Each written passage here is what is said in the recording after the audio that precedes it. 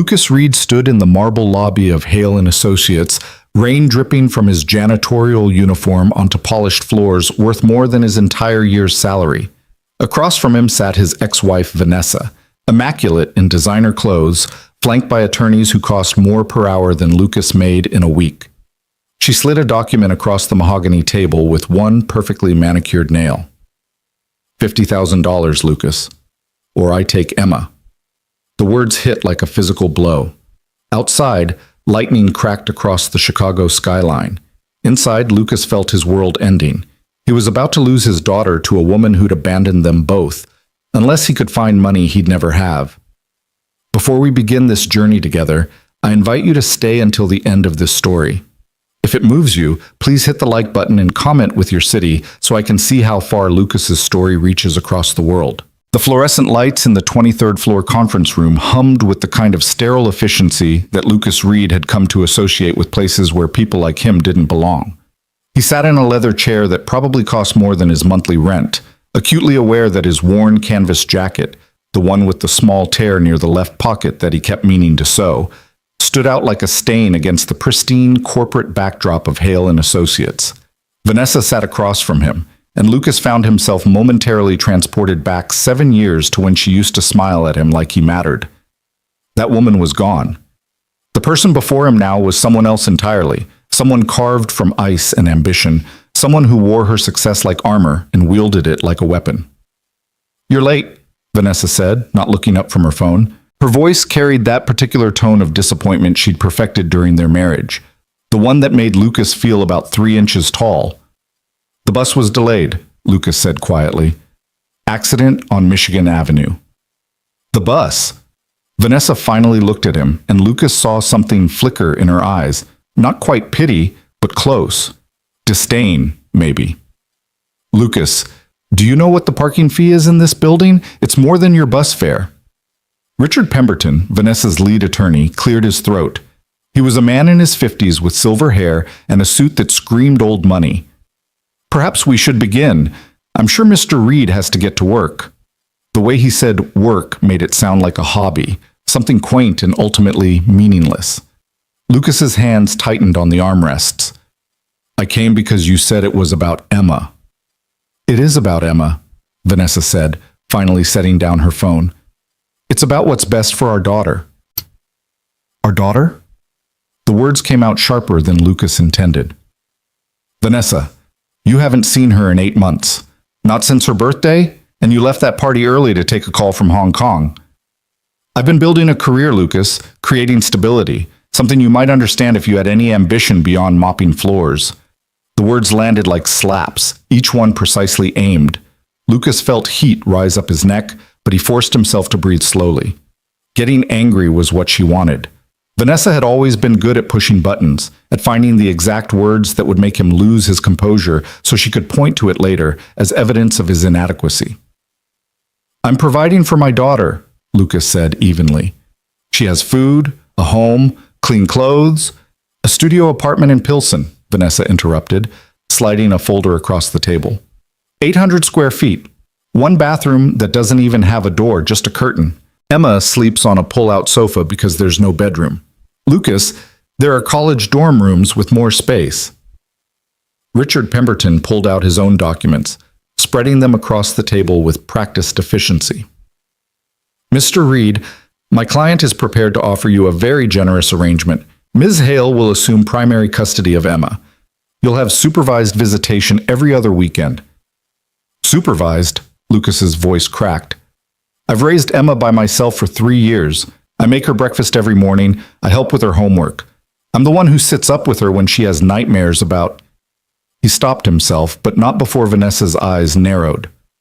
"About what, Lucas? About her mother leaving? Is that what you tell her? That I abandoned you both?" "I don't tell her anything except that you're busy, that you love her but your job takes you places. I don't—" Lucas rubbed his face, suddenly exhausted. It was 3 p.m., and he'd been up since 5 that morning, getting Emma ready for school before his shift at the hospital cafeteria. He had another shift tonight, cleaning the downtown office buildings, and he was already running on 4 hours of sleep. "I don't poison her against you, Vanessa, even though I what? Left a dead-end marriage?" Refuse to spend my life watching you settle for mediocrity? Vanessa leaned forward, and Lucas saw something dangerous in her expression. I gave you chances, Lucas.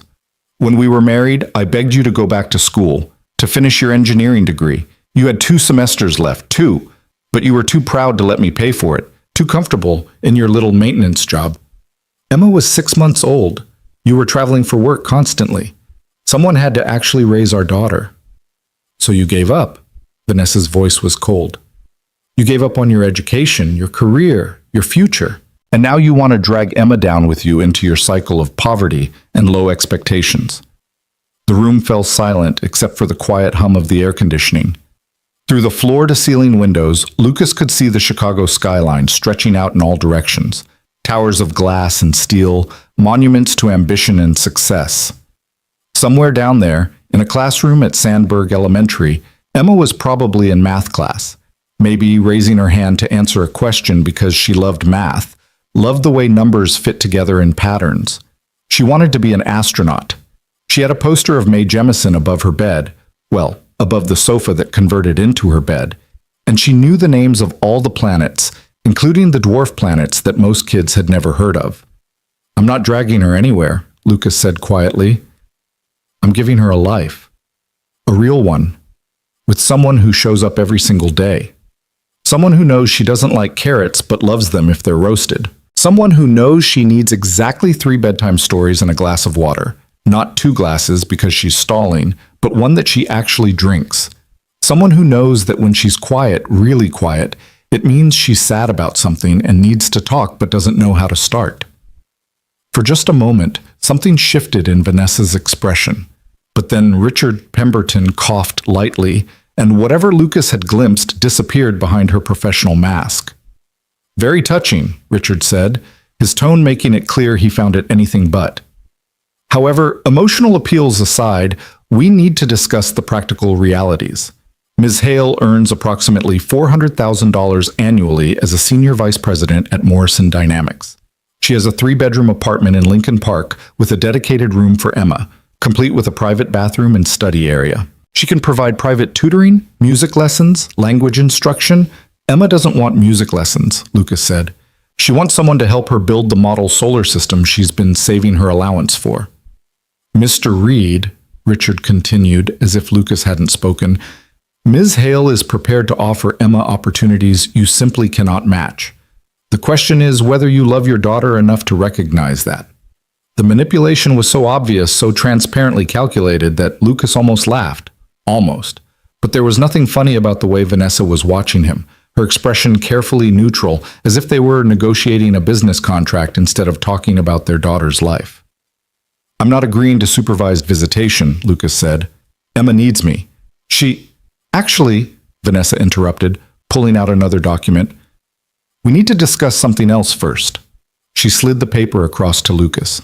We believe it's in Emma's best interest if you sign over your parental rights voluntarily. The words didn't make sense at first.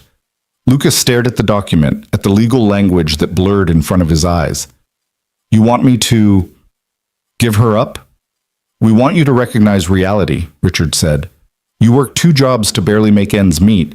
You live in a substandard apartment in a neighborhood with one of the highest crime rates in Chicago. You have no health insurance, no retirement savings, no college fund for Emma. Ms. Hale can provide all of these things and more. She can't provide a father who loves her. She has a stepfather who can fill that role, Vanessa said quietly. Andrew has already expressed interest in adoption.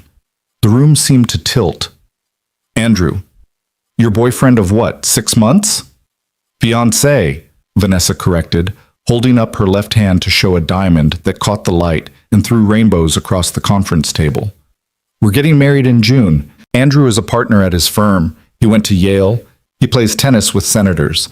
He can give Emma the kind of life she deserves. Lucas felt something crack inside his chest. He thought of Emma that morning, how she'd hugged him tight before school and whispered, "I love you, Daddy," in his ear. How she'd drawn him a picture of the 2 of them holding hands under a smiling sun. How she'd asked him last night, in that small voice she used when she was afraid, whether Mommy was going to take her away. He'd lied. He'd told her everything would be fine, that he'd never let anyone separate them. And now here was Vanessa, offering him a pen and a line to sign that would make him a liar forever. No, Lucas said. Lucas, be reasonable. No. He stood up, his chair scraping against the polished floor. I'm not signing anything. Emma is my daughter. I've raised her. I've been there for every scraped knee, every bad dream, every parent-teacher conference. You don't get to waltz back into her life because it's suddenly convenient for your new perfect family. Vanessa's expression hardened. Then you leave me no choice. She nodded to Richard, who pulled out yet another document. How many had they prepared? And placed it in front of Lucas. This is a formal custody petition, Richard said. Ms. Hale is filing for full custody based on your inability to provide adequate care. We have documentation of your financial instability, the substandard living conditions, your exhausting work schedule that leaves Emma with babysitters more often than with you. Mrs. Chen lives in our building. She's a retired teacher who loves Emma. She's not just a babysitter, she's an 82-year-old woman with no legal certification for childcare, Richard interrupted. Mr. Reed, we also have testimony from Emma's school indicating she sometimes arrives in clothes that aren't quite clean, that her homework is occasionally incomplete, that she falls asleep in class. That was one time, Lucas said, his voice rising despite his efforts to stay calm. She had a stomach bug the night before. I kept her home, but she insisted on going to school because they were learning about planets and she didn't want to miss it. She was tired from being up sick all night, not because I'm neglecting her. The school records tell a different story, Vanessa said. Multiple instances of tardiness, missed parent involvement events, insufficient funds in her lunch account. I paid that lunch account debt. It was a mix-up with my paycheck deposit, and it was resolved in 2 days. The point, Richard said, his voice taking on that patient tone people used when explaining things to children, is that Ms. Hale can provide stability, consistency, a life where Emma doesn't have to worry about whether there's enough money for lunch or whether her father is too exhausted from working 2 jobs to help with her homework. Lucas looked at Vanessa, really looked at her, searching for any trace of the woman he'd once loved, the woman who'd cried when Emma was born, who'd held their daughter and whispered promises about always being there. But that woman might as well have been a ghost. Why? Lucas asked quietly. Why now? You haven't wanted to be a mother for 3 years. You left us, Vanessa. You chose your career and that was fine. I never tried to stop you. But Emma and I built a life together. We're happy. You're poor, Vanessa said bluntly. And Emma deserves better than to grow up watching her father struggle. I'm offering you a way out, Lucas. A way to give her everything she needs. She needs me. She needs opportunity, education, experiences. Do you know Andrew's company has a scholarship program? Emma could attend any college she wants, completely paid for. She could study abroad, learn languages, travel the world. Vanessa's voice softened slightly. I know you love her, Lucas. I do. But love isn't enough when you can't provide the basics. I provide everything she needs, but not everything she deserves.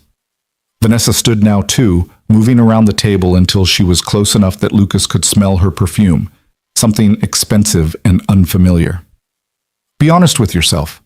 How long can you keep this up? Working yourself to death? Barely scraping by? What happens when you get sick? When you can't work? Emma has no safety net except you, and you're one accident, one illness, one missed paycheck away from disaster. The worst part was that she was right. Lucas lived in constant fear of exactly that scenario. He had $347 in his savings account. That was it. That was everything standing between Emma and catastrophe if something went wrong. And things went wrong all the time when you were poor. Broken water heaters, unexpected car repairs, emergency room visits that insurance didn't fully cover. Just last month, Emma had twisted her ankle at recess. The school nurse said she should see a doctor. Lucas had spent 3 hours in an urgent care waiting room, watching the bill climb with every minute, praying it wasn't broken because he couldn't afford a cast and the follow-up appointments and the physical therapy. It had been a bad sprain. The doctor wrapped it and gave him instructions for ice and elevation. The bill was $420, and Lucas was still making payments on it. Vanessa saw the hesitation in his face. She always had been good at reading him. I'm not trying to hurt you, she said, and for just a second she sounded almost genuine. I'm trying to help Emma. And you too, if you'd let me. Lucas, you don't have to do this alone anymore. Let Andrew and me give Emma stability. You can still see her. We're not trying to erase you from her life. Just reduce me to every other weekend. Supervise visits like I'm dangerous. We can discuss the supervision requirement once you've established more stable living conditions, Richard interjected. Ms. Hale is willing to be flexible on that point. Lucas laughed, but there was no humor in it. How generous. Lucas, Vanessa's voice sharpened again. I'm trying to do this the easy way, but I'm prepared to fight if necessary, and we both know how that will end. I have resources you can't match. I have lawyers. I have character witnesses. I have documentation of every way your life isn't good enough for our daughter. And what do you have besides money? Lucas asked. When's Emma's birthday, Vanessa? She blinked. September. What day? A pause. The 15th. The 13th. When's her bedtime? 8 o'clock, probably. 7:30 on school nights, 8 on weekends, but she's allowed to read for half an hour after lights out. What's her favorite food? Vanessa's jaw tightened. This is childish. Mac and cheese with the shaped noodles, but only the dinosaur shapes, not the regular ones. What's her teacher's name? I don't see how... Mrs. Patterson. What's she afraid of? Lucas, stop. The dark. But only sometimes. She's fine if she has her nightlight and her stuffed elephant. The elephant's name is Dr. Peanuts, and she's had him since she was 2 months old. He used to be tan, but he's kind of gray now from being washed so many times, and his left eye is loose. Lucas felt his voice starting to shake, but he couldn't stop. She ties his trunk in a knot when she's worried about something. She won't tell you what's wrong, but if you see Dr. Peanuts' trunk in a knot, you know to ask gentle questions and wait. She'll tell you when she's ready. The silence that followed was heavy. Vanessa's expression had gone carefully blank, but Lucas saw her throat work as she swallowed. None of that matters in court, Richard said quietly. Sentiment doesn't outweigh financial stability and quality of life measurements. It should, Lucas said. It should matter that I know my daughter, that I'm there, that I show up every single day, even when I'm exhausted, even when I'm scared I can't pay the rent, even when I... His voice broke. He pressed his palms against his eyes, fighting back the tears that threatened to fall. He would not cry in front of them. He would not give them that. Mr. Reed, Richard said, and now his voice held something that might have been sympathy, though Lucas doubted it was genuine. You clearly love your daughter. No one is disputing that. But love doesn't pay for college. It doesn't provide health insurance or a safe neighborhood or opportunities for advancement. Ms. Hale is offering Emma a chance at a better life. At what cost? Lucas asked. What does it cost her to lose the parent who's actually been there? She's not losing you, Vanessa said. She's gaining a complete family, a stable home, a future without financial stress. Lucas looked down at the documents spread across the table. The custody petition, the supervised visitation agreement, the voluntary termination of parental rights. Each one was a door closing, a future being written in legal language and corporate letterhead. I need to think about this, he said, finally. You have until Monday, Richard said.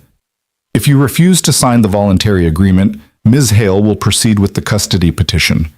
I should warn you, Mr. Reed, that custody battles can be expensive. Do you have an attorney? Lucas thought of his bank account, his credit cards that were already maxed out from Christmas presents, and Emma's new winter coat because she'd grown out of the old one. He couldn't afford an attorney. He couldn't afford the filing fees. He couldn't afford any of this. I'll find one, he said, hating how weak his voice sounded. Lucas, Vanessa touched his arm, and he jerked away from her. She pulled back, something flickering across her face that might have been hurt. This doesn't have to be adversarial. We both want what's best for Emma. Let's try to work together. You're trying to take my daughter away from me. I'm trying to give her opportunities you can't. Vanessa picked up her phone, signaling that as far as she was concerned, this meeting was over. Think about it over the weekend. Really think about what's best for her, not what's best for your pride. This isn't about pride, Lucas said, but Vanessa was already walking toward the door. Richard gathered up the documents, leaving only one folder on the table, the one marked voluntary termination. The message was clear. Mr. Read a word of advice, Richard said, his voice low enough that Vanessa, already in the hallway, wouldn't hear. Ms. Hale will win this. She has too many advantages. The only question is how much damage is done in the process. Think about what a custody battle would do to Emma. Think about having her questioned by court-appointed psychologists, having her life picked apart in front of a judge. Is your pride worth putting her through that? This isn't about pride, Lucas repeated, but Richard was already following Vanessa out the door. Lucas stood alone in the conference room, surrounded by leather and mahogany and floor-to-ceiling windows that looked out on a city full of people who belonged in rooms like this. People who could afford attorneys and filing fees and three-bedroom apartments in Lincoln Park. He picked up the folder marked Voluntary Termination and opened it. The language was dense, full of wherefores and heretofores, but the meaning was clear enough. If he signed this, he would no longer be Emma's father in any legal sense. He'd be a stranger who got to visit sometimes, supervised, until even that faded away, and he became just a name she used to know. Lucas closed the folder and walked out. The elevator ride down 23 floors felt like falling. Lucas watched the numbers descend, each one a reminder of how far up he'd been, how far removed from his actual life. The elevator was empty except for him and his reflection in the polished brass doors. A 32-year-old man in a cheap jacket and worn jeans, hair that needed cutting, exhaustion written into every line of his face. He looked like what he was, someone who didn't belong. The lobby of Hale & Associates was all marble and modern art, glass sculptures that probably cost more than Emma's entire education would. A security guard nodded at Lucas as he passed, and Lucas wondered if the man could tell just by looking at him that he'd come here to be told he wasn't good enough for his own daughter. Outside, the November wind hit him like a slap. Chicago in winter was brutal, and this year was shaping up to be particularly harsh. Lucas had already started collecting blankets from thrift stores because their apartment's heating was inadequate and the landlord was slow to fix things. He stood on the sidewalk, letting the cold seep through his jacket, and tried to figure out what to do next. He had 2 hours before he needed to pick up Emma from Mrs. Chen's apartment. 2 hours to somehow process the fact that his ex-wife wanted to erase him from his daughter's life. The sky opened up without warning, rain pouring down in sheets that soaked through Lucas's jacket in seconds. Of course it would rain. He didn't have an umbrella. He'd left it at home because the morning had been clear, and the nearest bus stop was 3 blocks away. Lucas started walking, rain streaming down his face, mixing with tears he hadn't realized he was crying. People rushed past him, huddled under umbrellas and ducking into doorways, but Lucas just walked. He needed to move, needed to do something with the energy that felt like it was going to tear him apart from the inside. How was he supposed to tell Emma? How could he look at his daughter and explain that her mother wanted to take her away? That despite everything Lucas had done, everything he'd sacrificed, it might not be enough. He thought about the morning, about how Emma had insisted on making him breakfast even though she'd burned the toast and spilled orange juice on the counter. She'd been so proud, presenting him with blackened bread and scrambled eggs that were somehow both runny and overcooked. Lucas had eaten every bite and told her it was delicious, because he saw how carefully she'd set the table with their mismatched plates and the napkins she'd folded into triangles. He thought about last Thursday, when Emma had won the spelling bee at school. Lucas had been there, sitting in the back of the cafeteria in his work clothes because he'd come straight from his morning shift. He'd cheered louder than anyone when Emma spelled phenomenon correctly, and afterward she'd run to him instead of to the teacher handing out ribbons. She'd hugged him tight and said, "Did you see me, Daddy? Did you see?" He'd seen. He saw everything, every triumph, every struggle, every moment of her growing up. How could Vanessa think money was more important than that? But even as Lucas asked himself the question, he knew the answer. Because money meant security, safety, options. All the things he couldn't provide, no matter how much he loved his daughter. Lucas found himself on Michigan Avenue, rain still pouring, completely soaked through now. His phone buzzed in his pocket. Probably Mrs. Chen wondering if he was going to be late picking up Emma. He needed to get to the bus stop. He needed to go home and figure out how to afford an attorney and how to fight a battle he was almost certain to lose. But for just a moment, Lucas stood in the rain and let himself feel the full weight of his fear. Let himself imagine what it would be like to lose Emma. To see her every other weekend, if he was lucky. To watch her grow up from a distance, to become a stranger in her life while Andrew, a man who'd known her for 6 months, became dad. The rain began to ease, and Lucas finally started moving again. The bus stop was ahead, and through the water streaming down his face, he could see the covered shelter. A few people were already there, shaking out umbrellas and checking their phones. Lucas was about to cross the street when he heard it, the smooth, quiet purr of an expensive engine. A black limousine pulled up to the curb beside him, water spraying from its tires. The kind of car that belonged in this neighborhood, carrying people who belonged in rooms like the one Lucas had just left. The back window rolled down, and Lucas expected to be told to move along, that he was blocking someone's route. Instead, a voice called out his name. Lucas Reed. It wasn't a question. The woman in the back of the limousine knew exactly who he was. Lucas bent down, squinting through the rain, trying to see into the car's darkened interior. The woman was in her early 60s, with steel gray hair cut in a sharp bob, and eyes that seemed to take in everything at once. She wore a black suit that probably cost more than Lucas's monthly rent, and there was something in her expression, not pity, exactly, but recognition. "I'm sorry," Lucas said, confused. "Do I know you?" "Not yet," the woman replied. "But I know you." "Get in the car, Lucas. We need to talk." Lucas glanced around, half convinced this was some kind of elaborate prank or possibly a hallucination brought on by stress and rain. I'm not sure. Your daughter is Emma Rose Reed. She's 7 years old. She wants to be an astronaut. Her favorite color is purple, but specifically the purple of nebulae and space photographs, not the purple of grapes or flowers. The woman leaned forward slightly. "You clean my offices every Tuesday and Thursday night. You've worked for my company for 2 years, and in that time you've never been late, never cut corners, never once failed to lock up properly or handle the security codes with anything but complete professionalism." Lucas's hand tightened on the wet folder he was still carrying. "I don't understand." "Get in the car," the woman repeated, "and I'll explain everything." Across the street, visible through the rain-blurred windows of a coffee shop, Vanessa stood with her phone pressed to her ear. She'd seen the limousine pull up. She'd seen Lucas standing in the rain, and now she was watching, her expression shifting from confusion to something that looked almost like fear. The woman in the limousine followed Lucas's gaze and smiled, a small, knowing smile that suggested she understood far more than she was saying. "That's your ex-wife, isn't it? Vanessa Hale, Senior Vice President at Morrison Dynamics. Very impressive resume." The woman's smile widened slightly. "I'm Margaret Sloan. I'm the CEO of Morrison Dynamics, which makes me your ex-wife's boss. And Lucas, I think it's time we discussed your future." The rain had stopped completely now, leaving behind only the drip of water from awnings and the hiss of tires on wet pavement. Lucas looked at Margaret Sloan at the open car door, at Vanessa watching from across the street with her phone frozen halfway to her ear.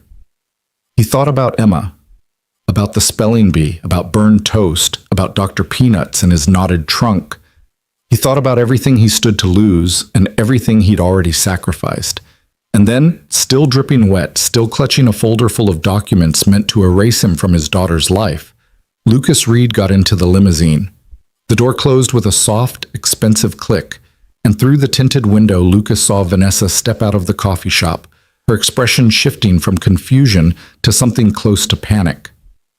But the limousine was already pulling away from the curb, carrying Lucas toward a conversation that would change everything. The interior of the limousine was warm and impossibly quiet, the kind of silence that money bought, soundproofing so complete that the chaos of Chicago traffic disappeared the moment the door closed. Lucas sat on leather seats that seemed to mold themselves to his body, acutely aware that he was dripping rainwater onto carpet that probably cost more per square foot than his entire apartment. Margaret Sloan sat across from him, perfectly composed, studying him with an intensity that made Lucas want to squirm. She didn't speak immediately, just watched him with those sharp eyes that seemed to catalog every detail, his cheap jacket, his worn shoes, the folder he clutched like a life preserver. "You're wondering why I know who you are," Margaret said finally. It wasn't a question. "Among other things," Lucas managed, His voice sounded strange in the hushed interior of the car, too loud and too small at the same time. I make it my business to know the people who work for my company. All of them, not just the ones on the executive floor. Margaret reached for a panel on the side of the car and pressed a button. A small compartment opened, revealing bottles of water and what looked like a stack of towels. She handed one to Lucas. "You're soaked through." Lucas took the towel automatically, too stunned to do anything but follow her lead. He dabbed at his face, his hair, but he was wet to the skin and a towel wasn't going to fix that. "I've been watching you for quite some time, Lucas," Margaret continued. 2 years and 3 months, to be precise. That's how long you've worked for Morrison Dynamics, though you probably don't think of it that way. You work for Premier Cleaning Services, which is contracted by Morrison. But I pay attention to who comes into my buildings, especially people who handle security access.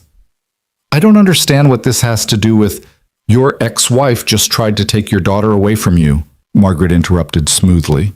She offered you a choice between signing away your parental rights or facing a custody battle you can't afford to fight. Am I correct? Lucas's hands tightened on the towel. How did you... I saw you leave the building. I saw your face. And I know Vanessa Hale well enough to guess what kind of conversation you just had. Margaret's expression softened slightly. She's a brilliant strategist, your ex-wife. Ruthless, efficient, completely focused on objectives. Those qualities make her very good at her job.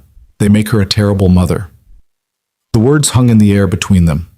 Lucas didn't know what to say. Part of him wanted to defend Vanessa. Old habits died hard, but everything Margaret said was true. Why are you telling me this? Lucas asked. Because 2 years ago, you did something that most people wouldn't have done. Do you remember the night of August 15th? Lucas searched his memory. 2 years ago, August. He'd been working at Morrison for only a few weeks then, still learning the building layouts, still nervous about making mistakes. I'm not sure. You found a laptop in conference room 7B, Margaret said. It had been left there after a late meeting. Most cleaning staff would have turned it in to building security and gone on with their night. You did more than that. You looked up the meeting schedule, figured out whose laptop it was, tracked down a phone number, and called to let them know where they could find it. You stayed an hour past your shift to make sure it was retrieved safely. Lucas remembered now. The laptop had belonged to someone named Dr. Patricia Chen. He remembered because he'd thought it was funny that she shared a last name with his neighbor. She'd been frantic on the phone, explaining that the laptop contained years of research data that hadn't been backed up yet. That was just common sense, Lucas said. The data was important. Common sense isn't that common, Margaret replied, especially at midnight when you're exhausted and have another job to get to in the morning. Dr. Chen is one of our lead researchers in renewable energy storage. That laptop contained breakthrough algorithms that are now the basis for patents worth approximately $40 million. You saved her career that night, Lucas, possibly the entire research division. I didn't know it was that important. No, you didn't, which makes what you did even more remarkable. You didn't help because you knew there would be a reward. You helped because it was the right thing to do. Margaret leaned forward slightly. That's not the only incident. 3 months later, you noticed a water leak in the third-floor break room and reported it immediately, even though it meant filling out paperwork that kept you late. The leak was coming from a pipe that would have burst within a week if it hadn't been caught. It would have flooded our main server room. Lucas shifted uncomfortably. I just saw water where it shouldn't be. Last January, you found a security badge in the parking garage and didn't just turn it in. You noticed it belonged to someone who'd been laid off 2 weeks earlier. You reported it as a potential security risk. That badge had been stolen from the employee's car. Someone was planning to use it for industrial espionage. Your attention to that detail prevented a data breach that could have cost us millions. I don't understand what any of this has to do with Emma. Margaret sat back, studying him with those keen eyes. I've been in business for 40 years, Lucas. I've built Morrison Dynamics from a regional firm to a global corporation. In that time, I've learned to recognize character. Not the kind people put on for job interviews or networking events, but real character. The kind that shows up when no one important is watching, when there's no reward except the satisfaction of doing things right. The limousine turned a corner, and through the tinted windows, Lucas caught a glimpse of Morrison Dynamics' main tower, 60 stories of glass and steel reaching toward the gray sky. You have that kind of character, Margaret continued. I've watched you work for 2 years.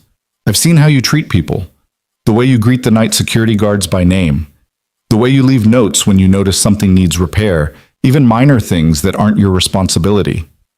Last month, you found a wallet in the lobby and tracked down its owner, a junior analyst who'd just started and couldn't afford to replace their driver's license and credit cards. You didn't ask for a reward. You didn't even mention it to anyone. The analyst told me about it because they were so impressed. Lucas felt heat rising in his face. I was just being decent. Exactly, Margaret said. You were being decent in a world where that's increasingly rare. And I've also seen how hard you work. 2 jobs. Raising a daughter alone. Never complaining, never cutting corners, never making excuses. She paused. I know about the custody meeting today because Vanessa put it on her work calendar.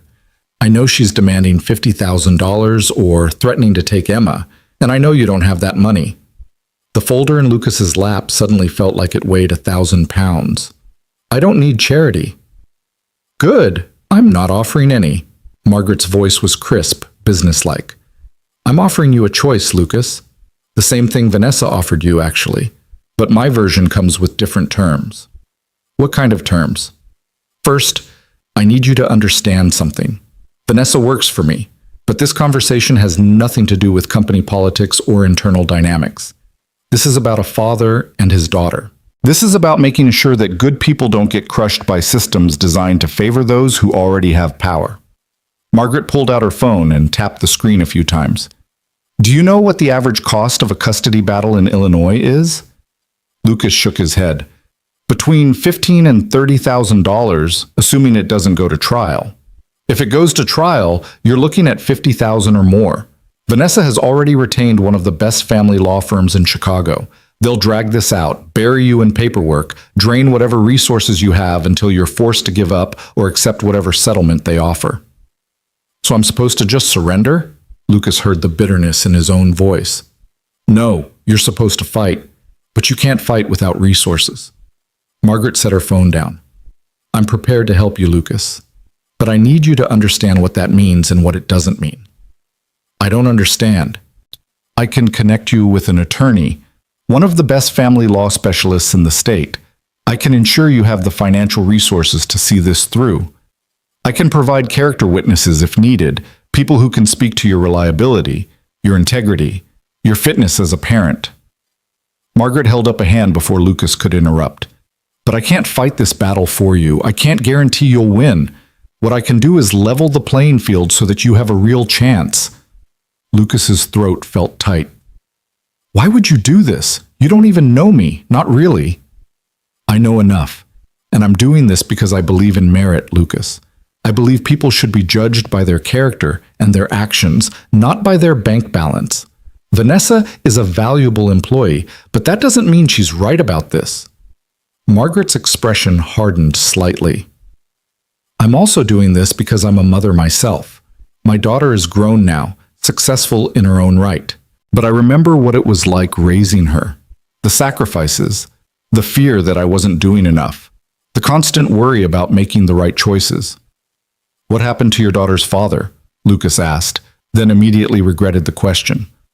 I'm sorry, that's not my business. He left when she was 3, Margaret said simply.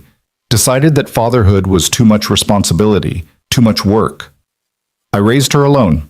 I know what it's like to be judged for circumstances beyond your control, to have people assume that because you're struggling financially, you must be failing in other ways too. The limousine pulled up to Morrison Dynamics' main entrance. Through the window, Lucas could see the lobby, all marble and modern art, people in expensive suits moving with purpose and confidence. I need to pick up Emma, Lucas said, glancing at his phone. Mrs. Chen is expecting me. I'll have my driver take you wherever you need to go. But first, I need to know if you're willing to fight, Lucas. Because if you are, if you're ready to stand up for your daughter and refuse to let Vanessa intimidate you into surrender, then we need to move quickly. What do you mean, quickly? Vanessa gave you until Monday to make a decision. That gives us 3 days to build a case. 3 days to gather documentation, prepare testimony, and file a counterpetition if necessary. Margaret pulled out a business card and handed it to Lucas. This is Jennifer Park. She's the attorney I mentioned. She's expecting your call. Lucas took the card. The paper was heavy, expensive, embossed with gold lettering. I can't afford... You're not paying for this, Lucas. I am. Consider it an investment in justice. Margaret's tone left no room for argument. Jennifer will explain the legal strategy. She'll need information from you, financial records, documentation of your relationship with Emma, evidence of Vanessa's absence during Emma's life. Can you provide those things? I have everything. Photos, school records, medical appointments, everything. I keep it all organized because... Lucas's voice cracked slightly. Because I was afraid of this. I was afraid Vanessa would come back someday and try to take her. That fear is about to become your greatest advantage. Fear makes us careful. It makes us document everything, save everything, prepare for worst-case scenarios. Margaret reached across and squeezed Lucas's shoulder briefly, a gesture that was both comforting and somehow commanding. Call Jennifer tonight. Tell her I referred you. She'll start building your case immediately.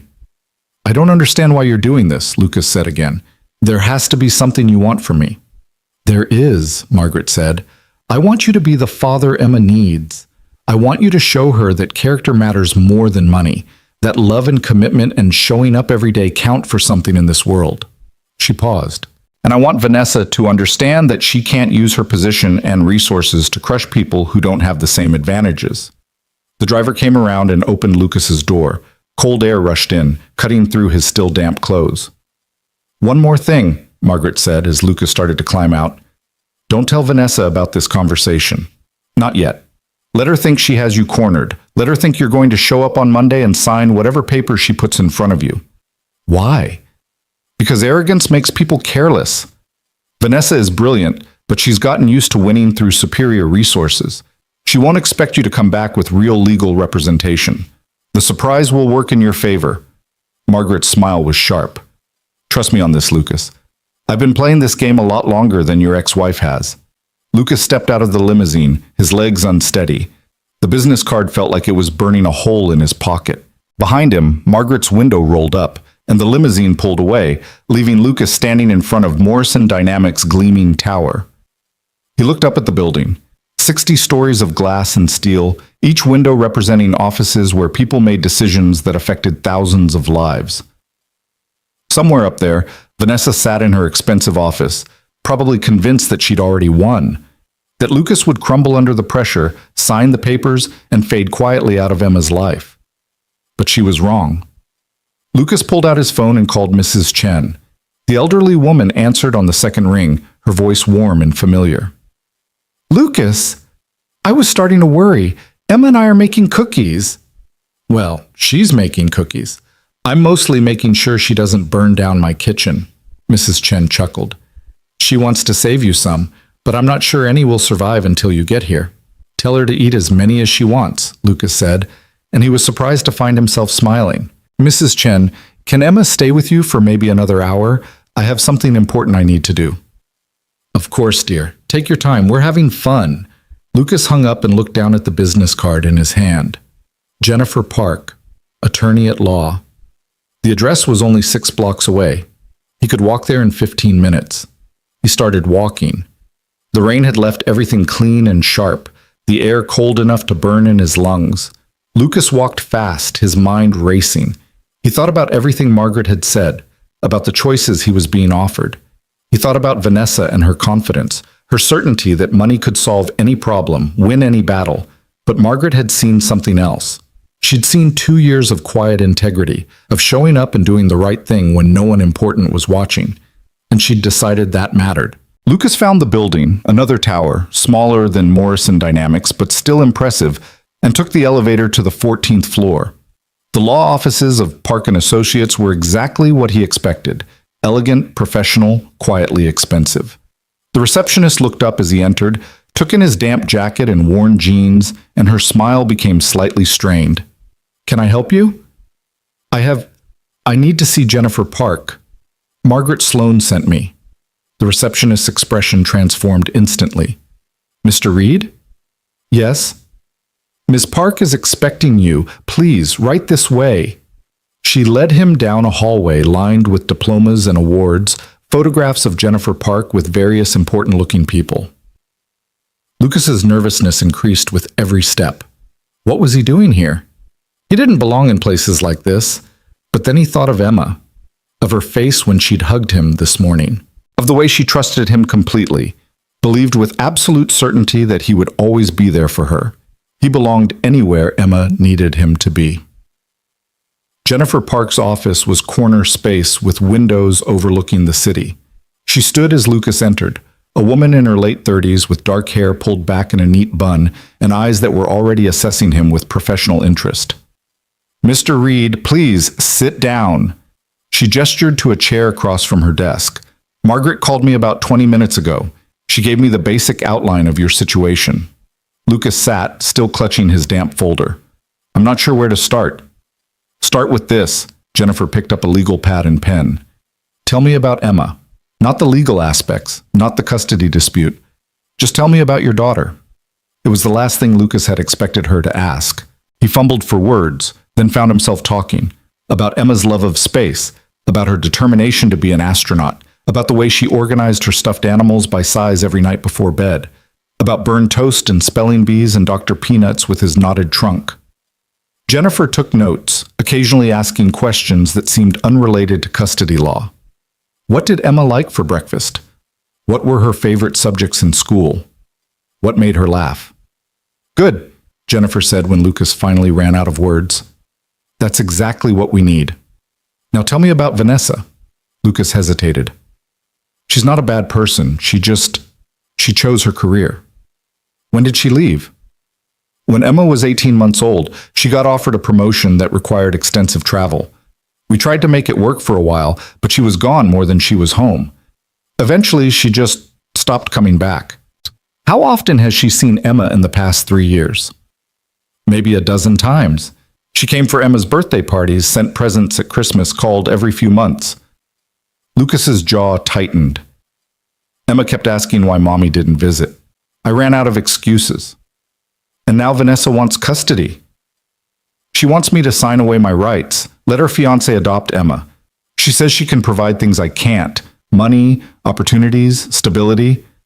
"Can you provide love?" Jennifer asked quietly. "Every single day." "Then we have a case." Jennifer pulled out a fresh legal pad. "Here's what's going to happen. We're going to document everything. Every moment you've been there for Emma, every moment Vanessa hasn't. We're going to show the court that stability isn't about money, it's about consistency, presence, being the parent who shows up. Vanessa has lawyers, good ones." "So do you," Jennifer said simply. "Margaret Sloan doesn't do things halfway, Mr. Reed. When she decides to back someone, she backs them completely. And based on what she told me about you, I understand why she's doing this." "I don't understand it at all." Margaret believes in recognizing value where others don't. She built Morrison Dynamics by betting on people everyone else overlooked. Engineers from small schools, researchers whose ideas were considered too radical, managers who prioritized integrity over politics. Jennifer smiled slightly. "You'd be surprised how rare that kind of character is in the corporate world. Margaret notices when she finds it." Lucas thought about the laptop, the security badge, the wallet. Small things. Things anyone should have done. "We need to move fast," Jennifer continued. "Vanessa gave you until Monday. We'll use that time to prepare. I need financial records, proof of your relationship with Emma, documentation of Vanessa's absence. Can you get me those things by tomorrow?" "I keep everything organized. I can bring it all in the morning." "Good. We'll also need character witnesses, people who can speak to your parenting, your reliability. Teachers, neighbors, anyone who's seen you with Emma. Mrs. Patterson, Emma's teacher. Mrs. Chen, my neighbor who helps watch Emma sometimes. There's also Tom Brennan. He works security at the hospital where I work mornings. He's seen me bring Emma to work when school's closed and I can't find childcare." Jennifer wrote everything down. "What about your financial situation? I know that's uncomfortable to discuss, but the court will look at it." Lucas swallowed hard. "I make about $32,000 a year from both jobs. I have $347 in savings. My rent is $900 a month. I have credit card debt from Christmas and from Emma's emergency room visit last month. My car's 12 years old and needs new brakes. I don't have health insurance through my job, so we're on a state program." He waited for Jennifer's expression to change, for the pity or judgment he'd seen so many times before. Instead, she just nodded. "That's more than enough to survive on if you're careful. It shows resourcefulness and financial management. The court won't penalize you for being working class, Mr. Reed. What they will look at is whether Emma's basic needs are being met, and clearly they are. Vanessa will say she can give Emma more.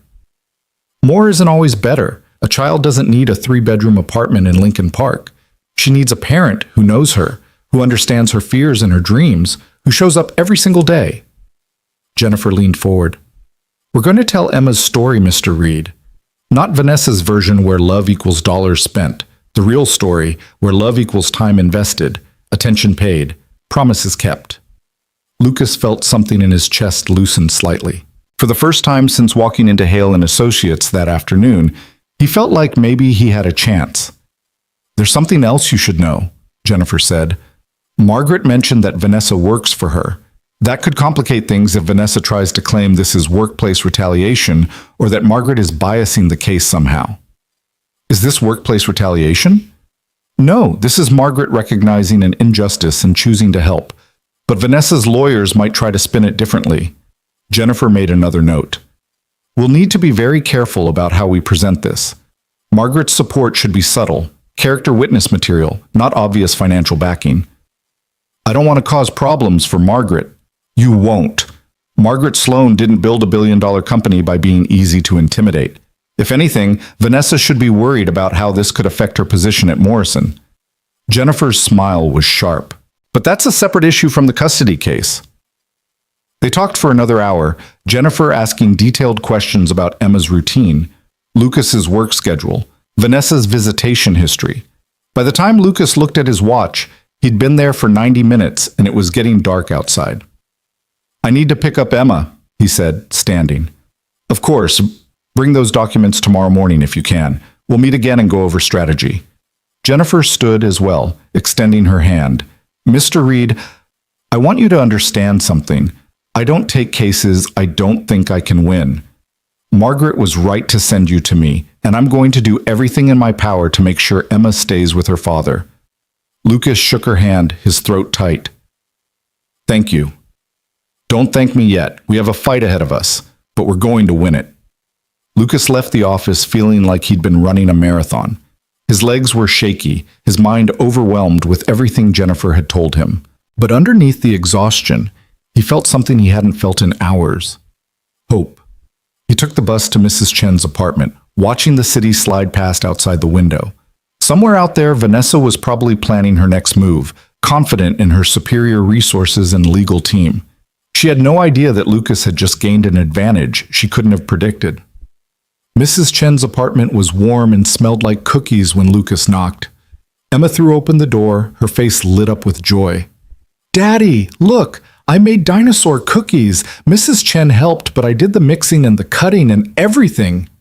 Lucas scooped her up in a hug, breathing in the scent of her hair, strawberry shampoo and cookie dough, and home. "They smell amazing, sweetheart. I saved you 3 T-Rexes and a Brontosaurus because those are your favorites." Emma pulled back to look at him seriously. "Are you okay? You look tired." "I'm fine, baby. Just a long day." Mrs. Chen appeared in the doorway, flower on her apron and concern in her eyes. She'd known Lucas long enough to read him well. "Everything all right, dear?" "Yeah," Lucas said, and for the first time that day, he meant it. "Everything's going to be fine." He carried Emma home, listening to her chatter about cookies and math class, and how she and Mrs. Chen had played a game where they named all the planets, including the dwarf ones. Their apartment was the same as always, small, cramped, nothing like Vanessa's place in Lincoln Park. But when Emma ran to her stuffed animals and started telling them about her day, Lucas didn't see what was missing. He saw what was there.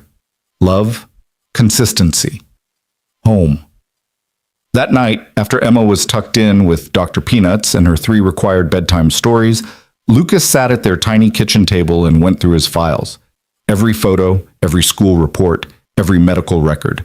3 years of evidence that he'd been there, that he'd shown up, that he'd never once walked away. His phone buzzed, a text from Jennifer Park. Margaret just called. She wanted me to remind you, don't contact Vanessa. Let her think she's won. We'll surprise her in court. Lucas typed back a quick response, then set his phone down and looked around his apartment. At the sofa that converted into Emma's bed, at the curtain that separated the bathroom because they couldn't afford a door, at the tiny kitchen where Emma had burned toast that morning. Vanessa was right about one thing. This wasn't much, but it was enough. It had always been enough. Because love didn't need 3 bedrooms and private bathrooms. It needed presence, attention, someone who knew about knotted elephant trunks and the difference between grape purple and nebula purple. Lucas pulled out the business card Margaret had given him and propped it against the salt shaker on his kitchen table. Tomorrow, he'd bring all his documentation to Jennifer. They'd build a case, they'd fight, and maybe, just maybe, they'd win. The courthouse steps were slick with morning frost when Lucas arrived on Monday, carrying a folder that now contained everything Jennifer Park had requested, and more. He'd spent the entire weekend organizing documents, writing timelines, and preparing himself for what was about to happen. Emma was safe with Mrs. Chen, who'd promised to take her to the aquarium so she wouldn't worry about why Daddy had to go somewhere important on a school day. Jennifer met him in the lobby, dressed in a charcoal suit that radiated quiet authority. Next to her stood a younger woman with a briefcase and an expression of focused intensity. "Lucas, this is Sarah Chen, my associate. She'll be helping with the case." Jennifer's voice was calm, but Lucas could see the alertness in her eyes. "Are you ready?" "As ready as I'll ever be," Lucas said, though his hands were shaking slightly. "Good. Remember what we discussed. Answer questions directly, don't volunteer extra information, and stay calm no matter what Vanessa's attorneys say. They're going to try to rattle you." They walked through security and down halls that smelled like floor polish and anxiety. Lucas had never been in a courthouse before, and the weight of it pressed down on him, the knowledge that whatever happened in the next few hours could determine the rest of his life with Emma. The courtroom was smaller than Lucas had expected from television, more intimate and somehow more threatening because of it. Vanessa was already there, seated at a table with Richard Pemberton and another attorney Lucas didn't recognize. She looked perfect as always, wearing a navy dress and pearls, her hair styled in soft waves. When she saw Lucas, something flickered across her face, surprise maybe, at seeing him with legal representation. Then her expression smoothed into professional neutrality. "All rise for the Honorable Judge Patricia Morrison." The judge was a black woman in her early 60s with sharp eyes behind wire-rimmed glasses and an expression that suggested she'd heard every possible story and wasn't easily impressed by any of them. She settled into her seat and looked down at the papers before her. "This is a preliminary hearing in the matter of Hale versus Reed, custody petition regarding the minor child Emma Rose Reed, age 7. Counsel for the petitioner?" Richard Pemberton stood. "Richard Pemberton of Pemberton and Associates, Your Honor, representing Vanessa Hale." "Counsel for the respondent?" Jennifer rose smoothly. "Jennifer Park of Park and Associates, representing Lucas Reed, Your Honor." Judge Morrison's eyebrows rose slightly. Lucas wondered if she recognized Jennifer's name, if it meant something that he'd managed to secure representation from someone who clearly operated at a different level than most family court attorneys. "Ms. Park, I wasn't aware your firm took custody cases." "We don't typically, Your Honor, but this case came to my attention through unusual circumstances, and I felt it warranted an exception." "I see. Mr. Pemberton, you filed this petition on Friday. That's quite rushed for a custody matter." "Yes, Your Honor. My client has concerns about the immediate welfare of the child that necessitated expedited action." "Those concerns being?" Richard pulled out his documents, the same ones he'd shown Lucas at their first meeting. "Ms. Hale has documented evidence of inadequate living conditions, financial instability, and insufficient childcare arrangements. The child is living in a studio apartment with no separate bedroom. Her father works 2 jobs and frequently leaves her with an elderly neighbor who lacks proper childcare credentials, and there have been multiple incidents at school suggesting neglect." "Your Honor," Jennifer interrupted smoothly, "the petitioner is making serious allegations without providing context or allowing for rebuttal. May I suggest we proceed with testimony so the court can hear both sides?" Judge Morrison nodded. Agreed. Mr. Pemberton, call your first witness. The petitioner calls Vanessa Hale to the stand. Vanessa walked to the witness box with confident grace, was sworn in, and settled into her seat with perfect posture. Richard approached with a warm smile, as if they were having a casual conversation rather than fighting for custody of a child. Ms. Hale, can you describe your relationship with your daughter Emma? I love Emma very much, Vanessa said, her voice steady and sincere. She's the most important person in my life. When Lucas and I divorced, I thought shared custody would work, but circumstances made that difficult. What circumstances? My career requires significant travel. I'm a senior vice president at Morrison Dynamics, which is a global corporation. I was often overseas or in other states for weeks at a time. It wasn't fair to Emma to have a mother who was constantly leaving. So you made the difficult decision to step back? I did. I thought it was the right thing at the time, giving Emma stability with one parent rather than confusing her with my irregular schedule. Vanessa's voice caught slightly. But I've realized I made a mistake. I've missed so much of her life. I want to make that right. Lucas felt sick. She sounded so reasonable, so genuinely remorseful. He glanced at Jennifer, but her expression remained neutral. Can you describe your current situation? Richard asked. I've restructured my work responsibilities to minimize travel. I'll be based primarily in Chicago for the foreseeable future. I'm engaged to Andrew Whitmore, who's a partner at Clayton and Ross. We're planning to marry in June and have purchased a home together in Lincoln Park, a 4-bedroom house with a yard. We've already prepared a room for Emma with everything she might need. And you're prepared to provide for Emma's needs? Completely. Private school tuition, extracurricular activities, college savings, health insurance, regular dental and medical care. Everything a child needs to thrive.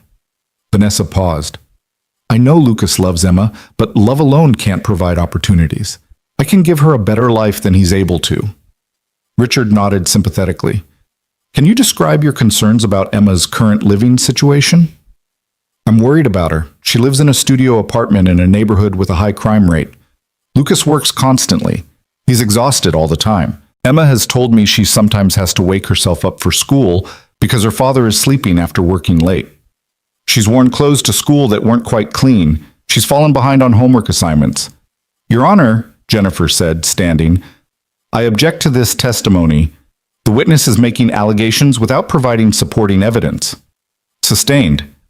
Ms. Hale, please stick to facts you can verify rather than assumptions. Vanessa nodded. I visited Lucas's apartment 2 months ago to drop off Emma's birthday present. It's approximately 800 square feet.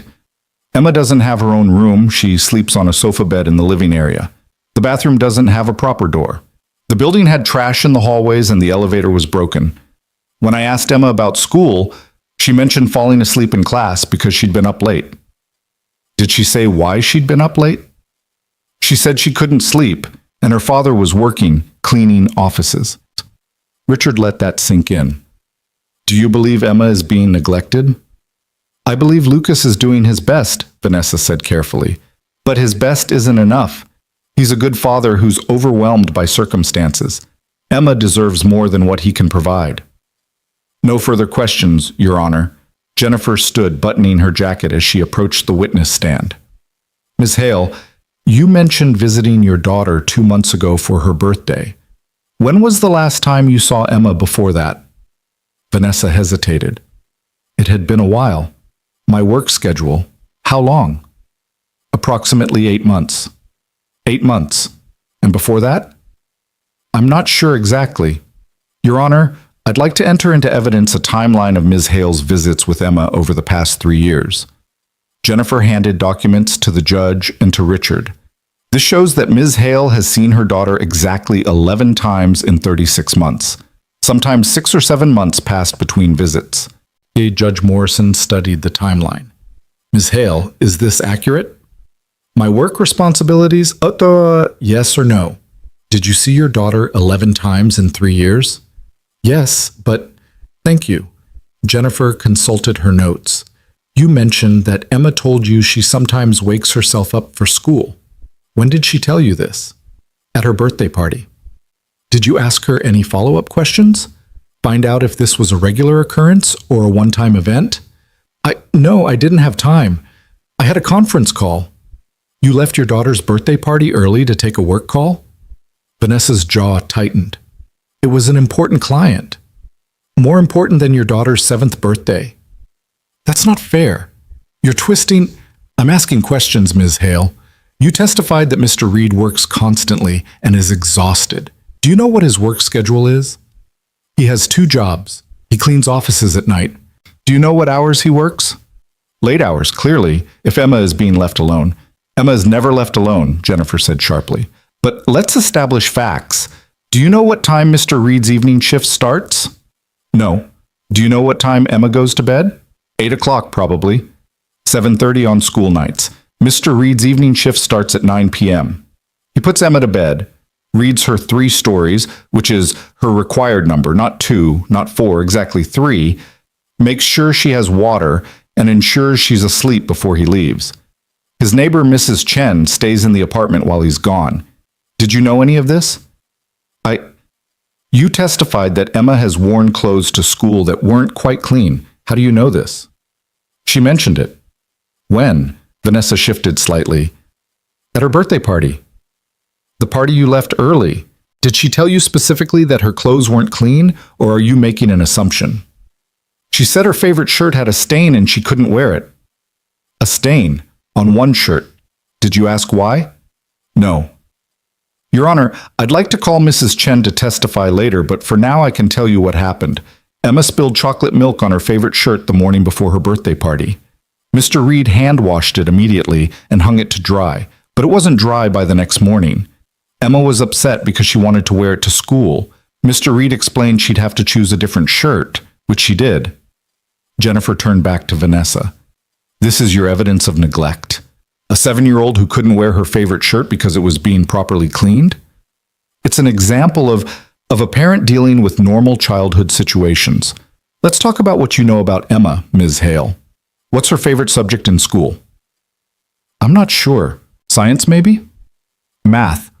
What does she want to be when she grows up? A scientist? An astronaut specifically.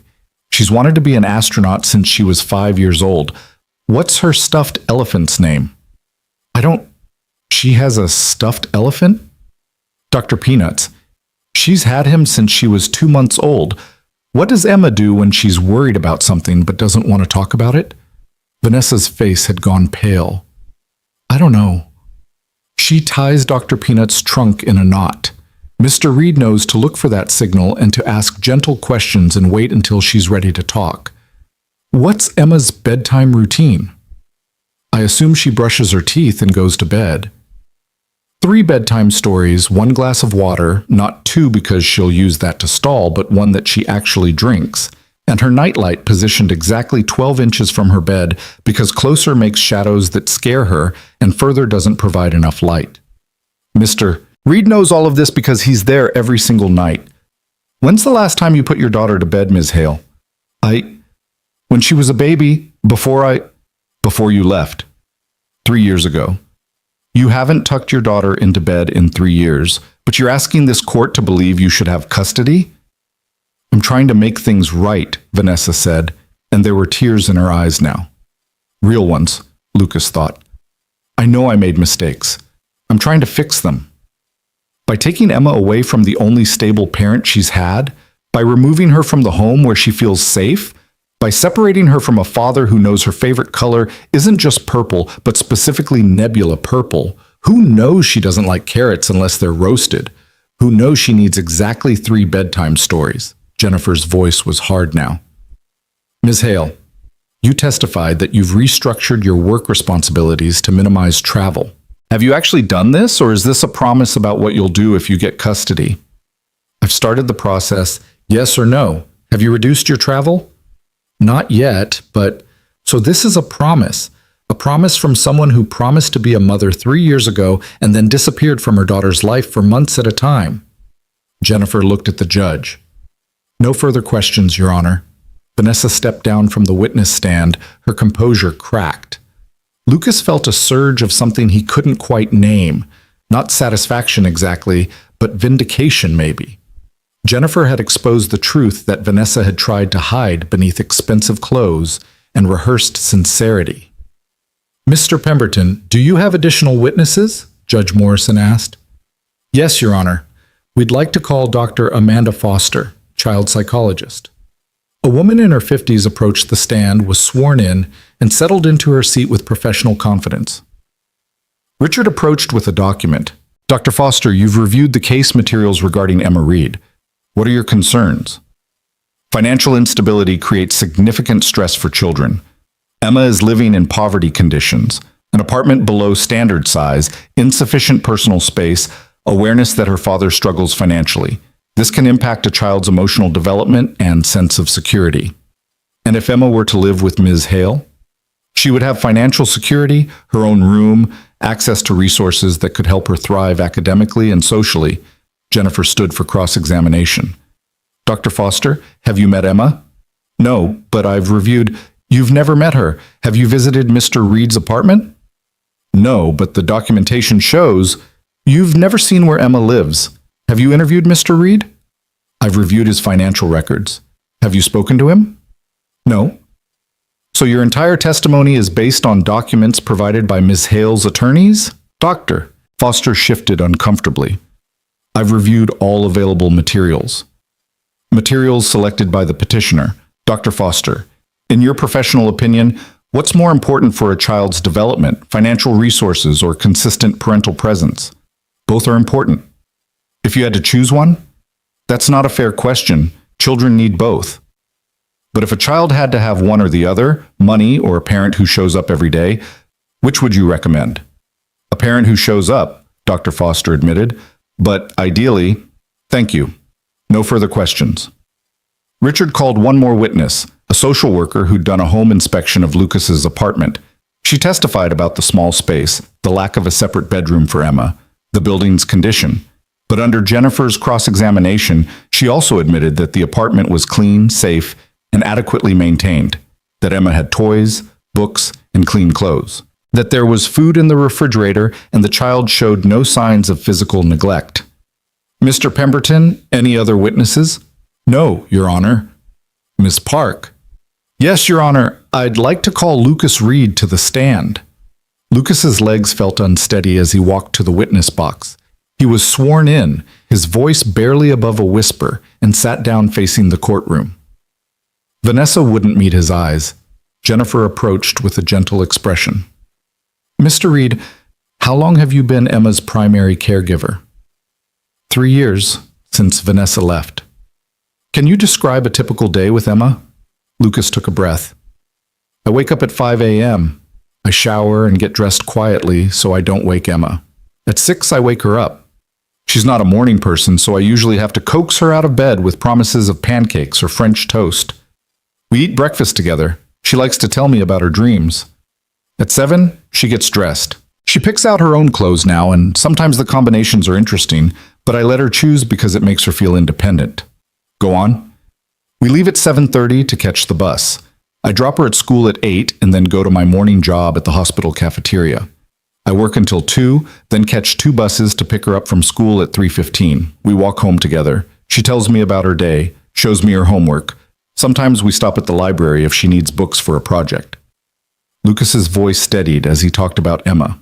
This was familiar territory, the rhythm of their life together.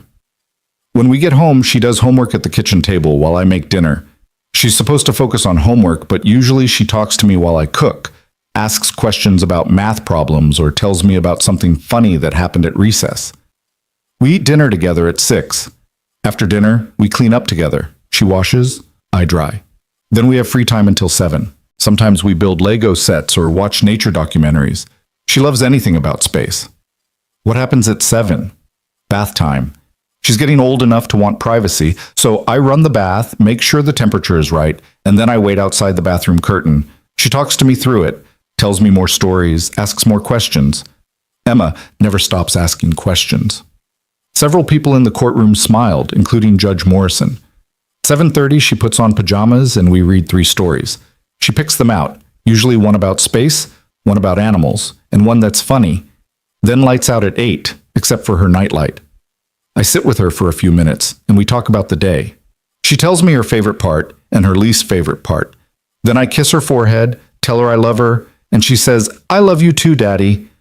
Lucas's voice cracked on the last words. He cleared his throat. And then, at 9, I leave for my evening shift. Mrs. Chen stays in the apartment. She's usually asleep when I leave, but Mrs. Chen is there in case she wakes up. I clean offices until 3 a.m., come home, sleep for 2 hours, and then the day starts again. That's a grueling schedule. It's necessary. Emma needs food, shelter, clothes. I do what I have to do. Mr. Reed, Ms. Hale testified that Emma sometimes arrives at school in clothes that aren't quite clean. Is that true? Once. She spilled chocolate milk on her favorite shirt and it wasn't dry the next morning. She wore a different shirt, but she was upset about it. I felt terrible, like I'd failed her somehow, but the shirt was being washed properly. It just needed time to dry. Ms. Hale also testified that Emma has fallen behind on homework assignments. There was 1 week last month when Emma was sick with a stomach bug. She missed 3 days of school and got behind on a science project. I helped her catch up over the weekend. We stayed up late Saturday night building a model of the solar system. She was so proud of it. Do you think you're a good father, Mr. Reed? Lucas looked at Vanessa for the first time since taking the stand. She was watching him now, her expression unreadable. I think I'm there, Lucas said quietly. I show up every single day. I'm not perfect. I can't afford private school or music lessons or a house in Lincoln Park. But I know my daughter. I know when she's happy, when she's sad, when she's scared. I know how to comfort her when she has nightmares. I know what makes her laugh. And I love her more than anything in this world. Thank you. No further questions. Richard Pemberton approached for cross-examination, his expression sympathetic. Mr. Reed, you work approximately 80 hours per week between 2 jobs. Is that correct? Yes. And you make approximately $32,000 per year? Yes. You have no health insurance? We're on a state program. You have $347 in savings? Yes. What would happen if you got sick and couldn't work? Lucas's hands tightened on the armrests. I'd figure something out. I always do. But you don't have a plan? No safety net? My safety net is working hard and being careful. What if Emma needed emergency medical care that your insurance didn't cover? I'd find a way to pay for it. How? I'd work more hours, take out a loan, whatever it took. Mr. Reed, don't you think Emma deserves more security than that? More than hoping you can work enough hours or find a loan? Emma deserves a father who loves her and is there for her every single day. That's the security that matters. Does love pay medical bills? No, but it shows up at 2 a.m. when she's scared. It remembers she likes Nebula Purple. It knows how to untie Dr. Peanut's trunk when she's worried. Lucas leaned forward. I know I'm not rich. I know I can't give Emma everything money can buy, but I can give her everything that actually matters. Richard paused, perhaps recognizing that he was losing ground. No further questions. Jennifer called Mrs. Chen next. The elderly woman walked to the stand slowly but with dignity, was sworn in, and smiled at Lucas. Mrs. Chen, how long have you known Lucas Reed? 3 years, since he moved into our building with Emma. Can you describe your relationship with them? Lucas is like a son to me. Emma is like a granddaughter.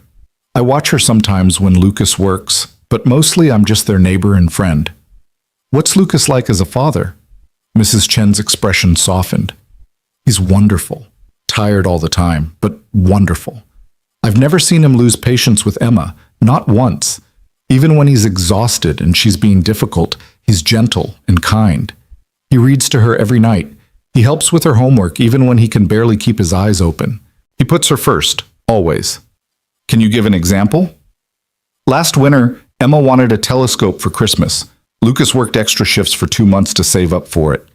He was working himself to exhaustion, but he wanted to make sure she got what she'd asked for. On Christmas morning, when she opened it, his face, Mrs. Chen's voice trembled. He was so happy just watching her be happy. That's who Lucas is.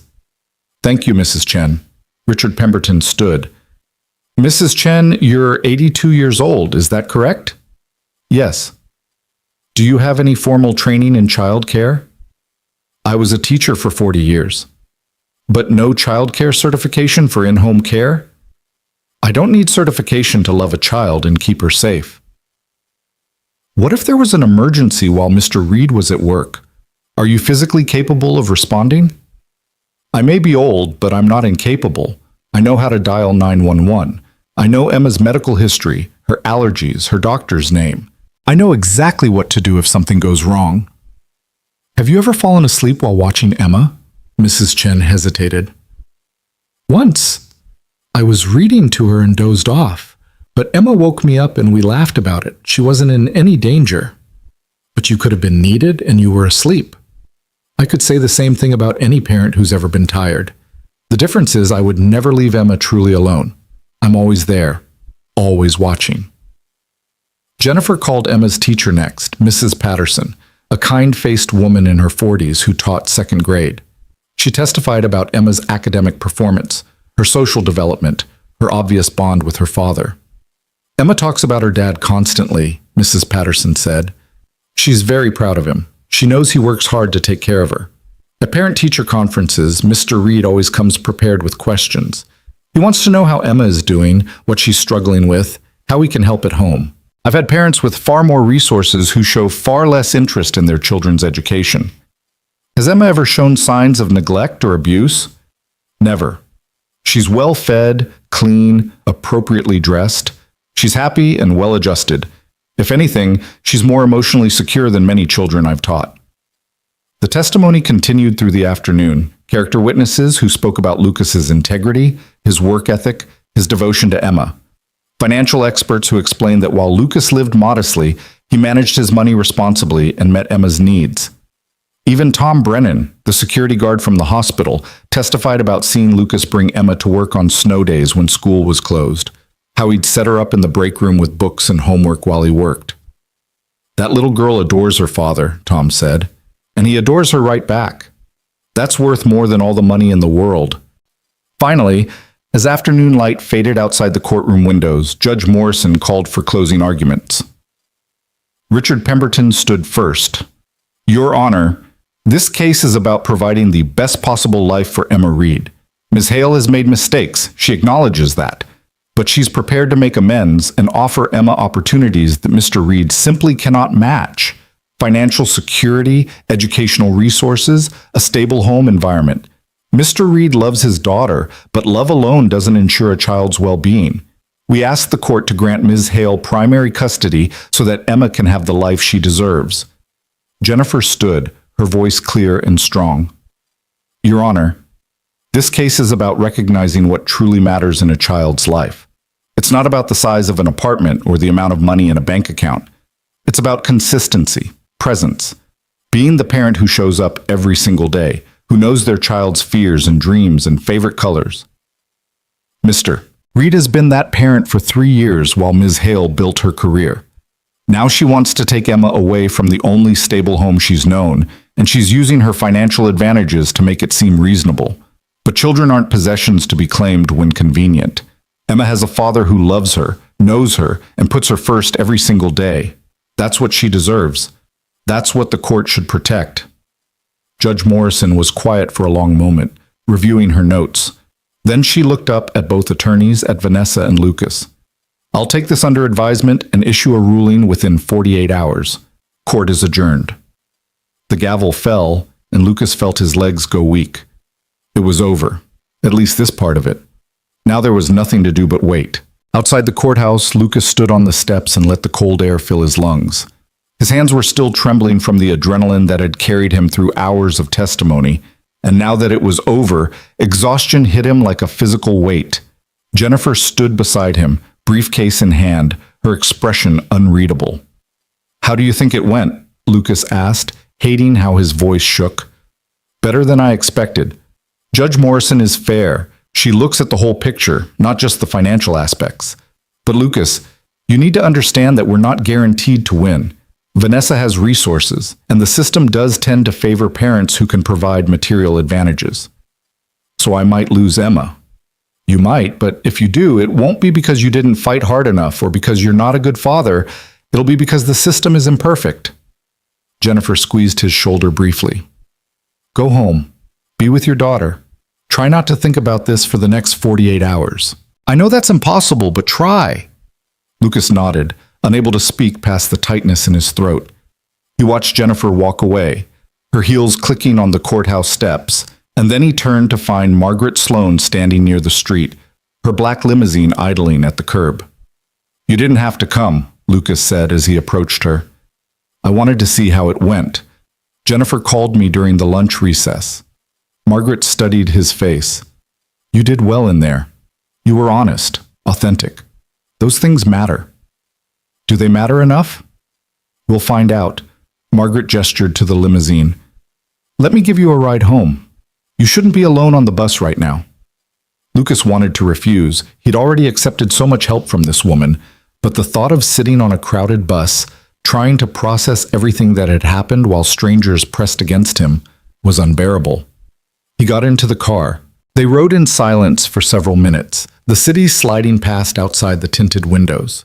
Lucas watched people on the sidewalks going about their ordinary days, and he envied them their ordinary problems. Finally, Margaret spoke. I sat in the back of the courtroom, she said. I hope that wasn't inappropriate, but I wanted to hear the testimony myself. You heard everything? Everything, including Vanessa's testimony. Margaret's voice was carefully neutral. I've worked with Vanessa for 5 years.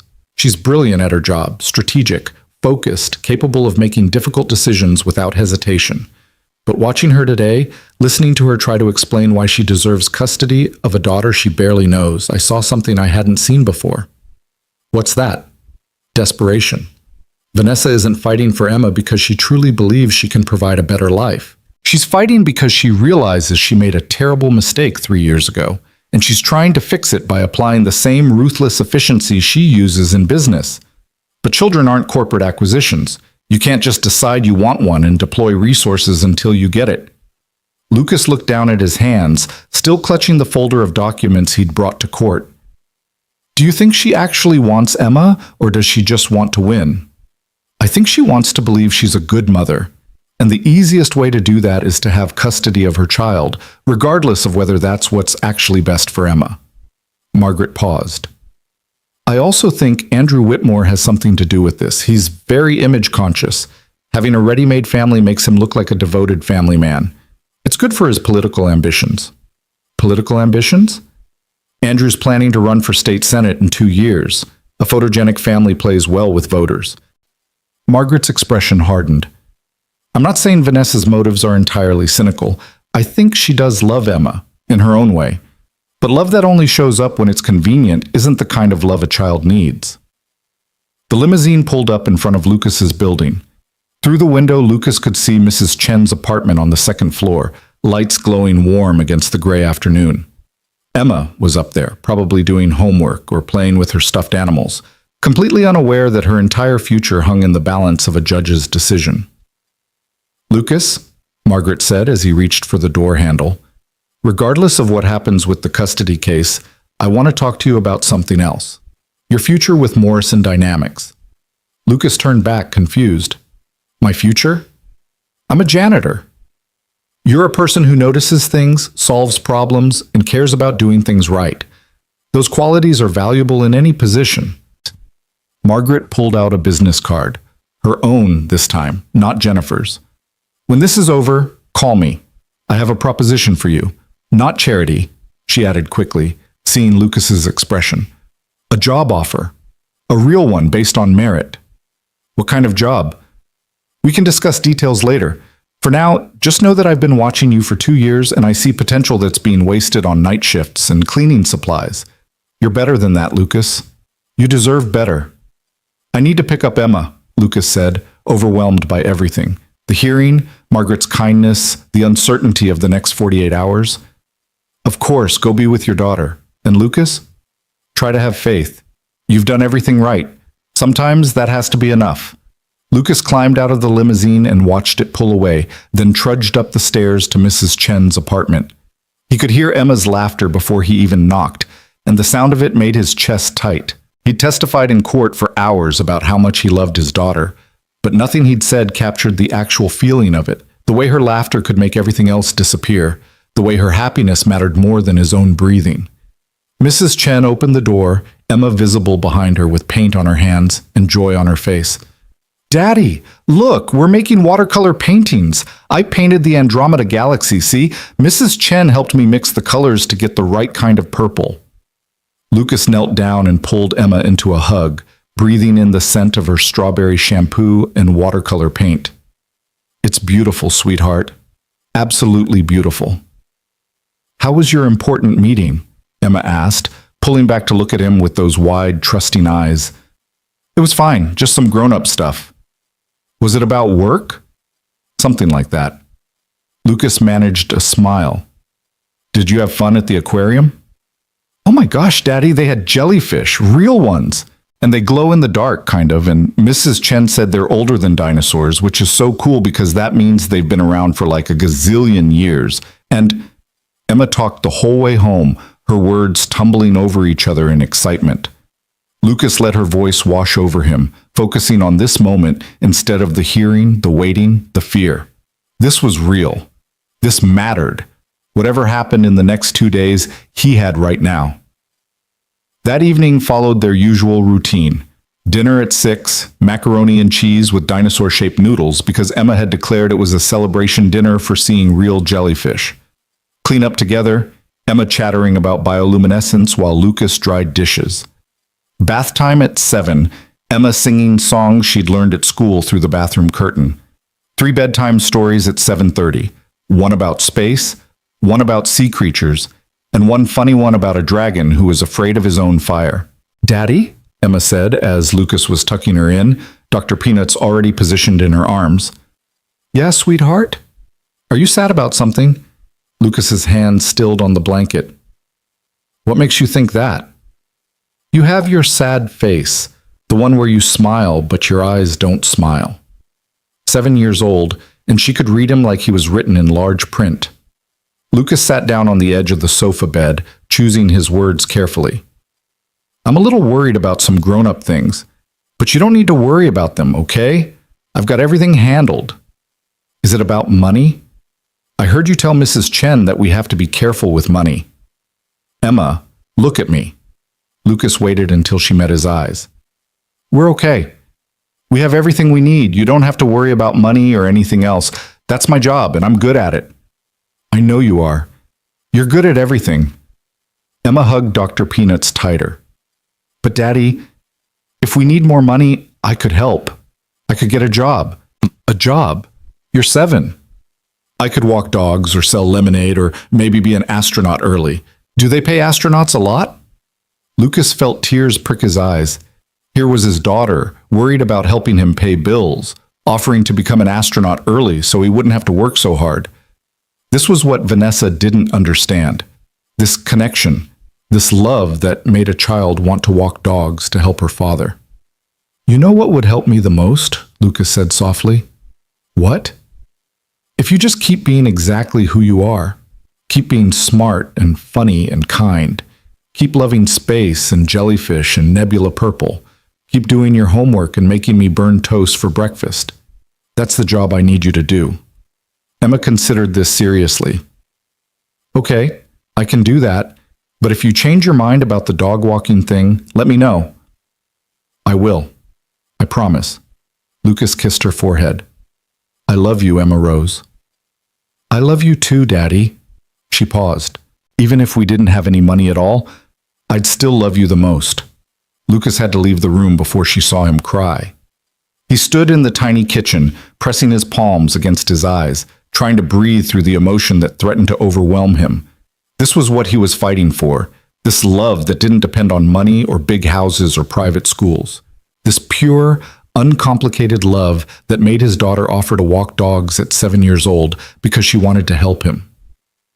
His phone buzzed with a text from Jennifer. Remember, don't contact Vanessa. Don't discuss the case with anyone who might talk to her attorneys. Just live your normal life and wait. Lucas texted back a quick acknowledgement, then forced himself to get ready for his evening shift. Mrs. Chen arrived at 8:30, letting herself in with the spare key Lucas had given her years ago. She found him in the kitchen, staring at nothing. She's asleep, Mrs. Chen said softly. And you look terrible. feel terrible. The hearing didn't go well? I don't know, maybe. Jennifer said we did well, but that doesn't mean we'll win. Lucas rubbed his face. What if I lose her, Mrs. Chen? What if the judge decides Vanessa's money matters more than everything else? Then you appeal, you fight, you don't give up. Mrs. Chen took his hands in her weathered ones. Lucas, I've known you for 3 years. I've watched you raise that little girl with more love and dedication than I've seen from parents who have every advantage. You're a wonderful father. Any judge with sense will see that. But what if she doesn't? What if you go to work and do your job and come home to your daughter tomorrow like always? Mrs. Chen interrupted firmly. What if you have faith that truth matters and that judges can see through expensive suits and rehearse testimony? What if you trust that doing the right thing for 3 years counts for something? Lucas wanted to believe her. He wanted to have that kind of faith. But the system had never worked in favor of people like him, and he'd learned young not to expect miracles. He went to work, caught the bus to downtown, and cleaned offices with mechanical precision. Usually this work soothed him. The repetitive motions, the visible results, the quiet satisfaction of making spaces clean and orderly. Tonight, it just gave him too much time to think. He was emptying trash on the 42nd floor of Morrison Dynamics when he heard footsteps behind him. He turned to find Vanessa standing in the hallway, still dressed in the navy outfit she'd worn to court, her expression uncertain. I saw your name on the cleaning schedule, she said. I waited. You shouldn't be here. Jennifer said we shouldn't talk. I know, but Vanessa's professional composure cracked slightly. Lucas, I need to say something. There's nothing to say. We made our arguments in court. Now we wait. I saw your face today. When you talked about Emma. When you described your mornings together, your routines. Vanessa's voice was quiet. I didn't know about Dr. Peanuts. I didn't know about the 3 stories or the Nebula Purple. I didn't know any of it. That's the point, Vanessa. You don't know her. I want to. I want the chance to know her the way you do. Then you should have stayed 3 years ago. You should have put her first instead of your career. Lucas turned back to the trash can, unable to look at her. You can't just decide you want to be a mother when it's convenient. That's not how it works. I know I failed her, failed both of you. Vanessa moved closer. But Lucas, I'm not the villain you're making me out to be. I was overwhelmed.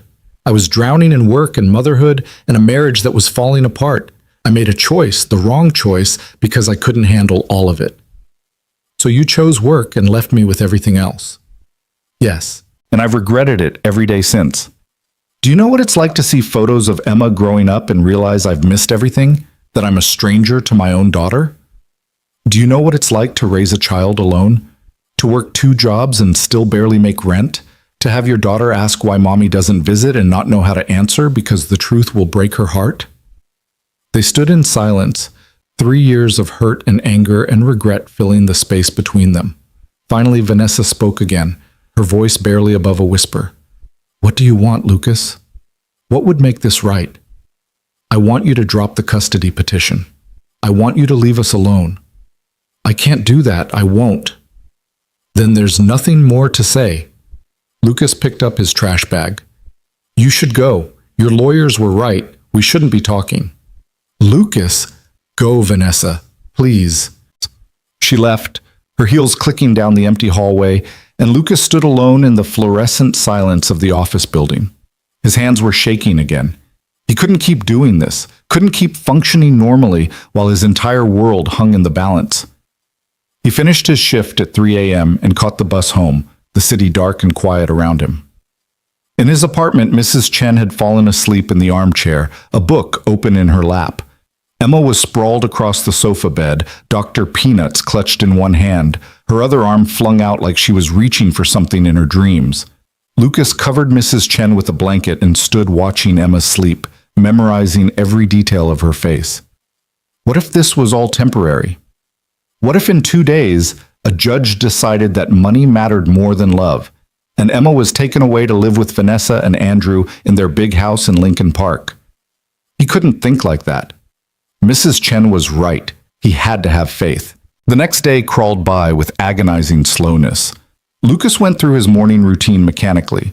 Wake up, shower, Wake Emma, breakfast, bus to school, work at the hospital. But everything felt muted, like he was moving through water. His coworkers noticed. "You okay, Lucas?" Tom Brennan asked during Lucas's lunch break. "You've been staring at that sandwich for 10 minutes without taking a bite. Just tired. This about that custody thing? The court case?" Lucas looked up sharply. "How did you know about that?" "I testified, remember? That lawyer called me, Jennifer Park. She said you needed character witnesses." Tom sat down across from Lucas. "Look, I don't know much about legal stuff, but I know you're a good father. Anyone with eyes can see that. The judge will see it too." "I hope you're right." "I am right. Have some faith, man. You've earned it." But faith felt impossible when so much was at stake. Lucas picked up Emma from school and took her to the library like she'd requested. She needed books about ocean life for a school project. He watched her browse the shelves with intense concentration, occasionally pulling out books and reading the back covers before making her selections. "This one," Emma announced, holding up a book about deep-sea creatures. "And this one about coral reefs, and maybe this one about sharks? Do you think Mrs. Patterson will like sharks?" "I think Mrs. Patterson will like whatever you choose," Lucas said. They checked out the books and walked home through streets that were starting to fill with evening commuters. Emma skipped ahead, then back, then ahead again, her library books clutched to her chest like treasures. "Daddy, did you know that the ocean is deeper than Mount Everest is tall? That's what this book says. The deepest part of the ocean is so deep that if you put Mount Everest in it, the mountain would be completely covered with water on top. Isn't that amazing?" "That's amazing, sweetheart." "And there are fish down there that make their own light because it's so dark, like living flashlights. Can you imagine being a fish that's also a flashlight?" Lucas smiled despite his anxiety. "I cannot imagine that. I want to see the deep ocean someday, maybe before I go to space, or maybe after. Do astronauts ever study the ocean? They should, because both places are really hard to get to and really mysterious." They made it home, and Emma immediately spread her library books across the kitchen table and started taking notes for her project. Lucas made dinner, chicken and rice tonight, simple and cheap, and tried to focus on the normalcy of it. This was his life. This mattered. Not courtrooms or judges or legal arguments, but this. Emma at the kitchen table, reading about bioluminescent fish, asking questions faster than he could answer them. His phone buzzed with a text from Jennifer. "Still no word from the court. Probably tomorrow morning. Try to get some sleep tonight." Sleep. Right, as if that was possible. That night, after Emma was asleep and Mrs. Chen had gone home, Lucas sat in the dark kitchen and let himself imagine the worst-case scenario. Losing Emma. Reduced to supervised visits every other weekend. Watching his daughter grow up from a distance while Andrew Whitmore became dad, and Lucas became just a name she used to know. The fear was paralyzing. He'd been running on adrenaline and determination since Friday, but now, alone in the dark with nothing to do but wait, the reality of what he might lose crashed over him. Emma was everything. She was his reason for waking up at 5 a.m. and working 80-hour weeks. She was his future, his hope, his heart walking around outside his body. Without her, he was nothing. His phone rang at 11 p.m., jerking him out of dark thoughts. Jennifer's name appeared on the screen. "Lucas, I just got an email from the court. Judge Morrison is issuing her ruling tomorrow morning at 9 a.m. We need to be there." "Tomorrow." "Okay. I can do that." "Lucas, listen to me. Whatever happens, you fought. You stood up for your daughter and you didn't back down. That matters, regardless of the outcome." "Will we win?" "I don't know, but I do know that you gave it everything you had. Now get some rest. I'll meet you at the courthouse at 8:30. Lucas hung up and sat in the dark kitchen, his heart pounding. Tomorrow. In less than 12 hours, he'd know whether he got to keep being Emma's father, or whether that privilege was being given to someone who'd chosen work over family 3 years ago. He didn't sleep that night. He lay on his bed, really just a mattress on the floor in the corner of their studio apartment, and listened to Emma breathe, watched the rise and fall of her shoulders in the dim light from her nightlight. He memorized the sound of her sleep breathing, the way she occasionally muttered something incomprehensible, the way Dr. Peanuts' trunk had come unknotted during the night because she felt safe. At 5 a.m., Lucas gave up on sleep and took a shower. At 6, he woke Emma gently. "It's Tuesday," she said sleepily. "We have library today. Can I bring my ocean books to show Mrs. Patterson?" "Of course, sweetheart." They went through their morning routine, but Lucas felt like he was watching from outside his body. Emma chattered about her ocean project, about how she was going to make a poster with different ocean zones showing which creatures lived at which depths. Lucas nodded and responded, but his mind was already at the courthouse, already waiting for Judge Morrison's decision. "Daddy, you're not eating your breakfast," Emma observed. "I'm not very hungry this morning." "Are you sick?" "No, baby, just have some things on my mind." "Grown-up things?" "Yeah, grown-up things." Emma studied him seriously, then reached across the table and patted his hand. "It's going to be okay, Daddy. Whenever I'm worried about things, I remember that you always make everything okay. So if you're worried, just remember that you always make everything okay for me, so probably it will be okay for you too." Lucas had to look away before she saw the tears in his eyes. He walked her to school, hugged her tight before she ran inside, and then caught the bus downtown to the courthouse. Jennifer was waiting on the steps, looking professional and confident in a gray suit. "Ready?" she asked. "No, but let's do this anyway." They walked into the courthouse together, through security, down those familiar hallways to the same courtroom where they'd spent all day Monday. Vanessa was already there with Richard Pemberton, looking pale and nervous. When she saw Lucas, something flashed across her face. Guilt, maybe, or fear that mirrored his own. Judge Morrison entered at exactly 9 a.m., carrying a folder that contained Lucas's entire future. She settled into her seat and looked out at the courtroom with those sharp, assessing eyes. "This is a difficult case," she began, her voice clear and firm. "Both parties clearly care about the child in question. Both have presented compelling arguments for why they should have custody. But custody decisions cannot be based solely on financial resources or good intentions. They must be based on what serves the best interests of the child." Lucas couldn't breathe.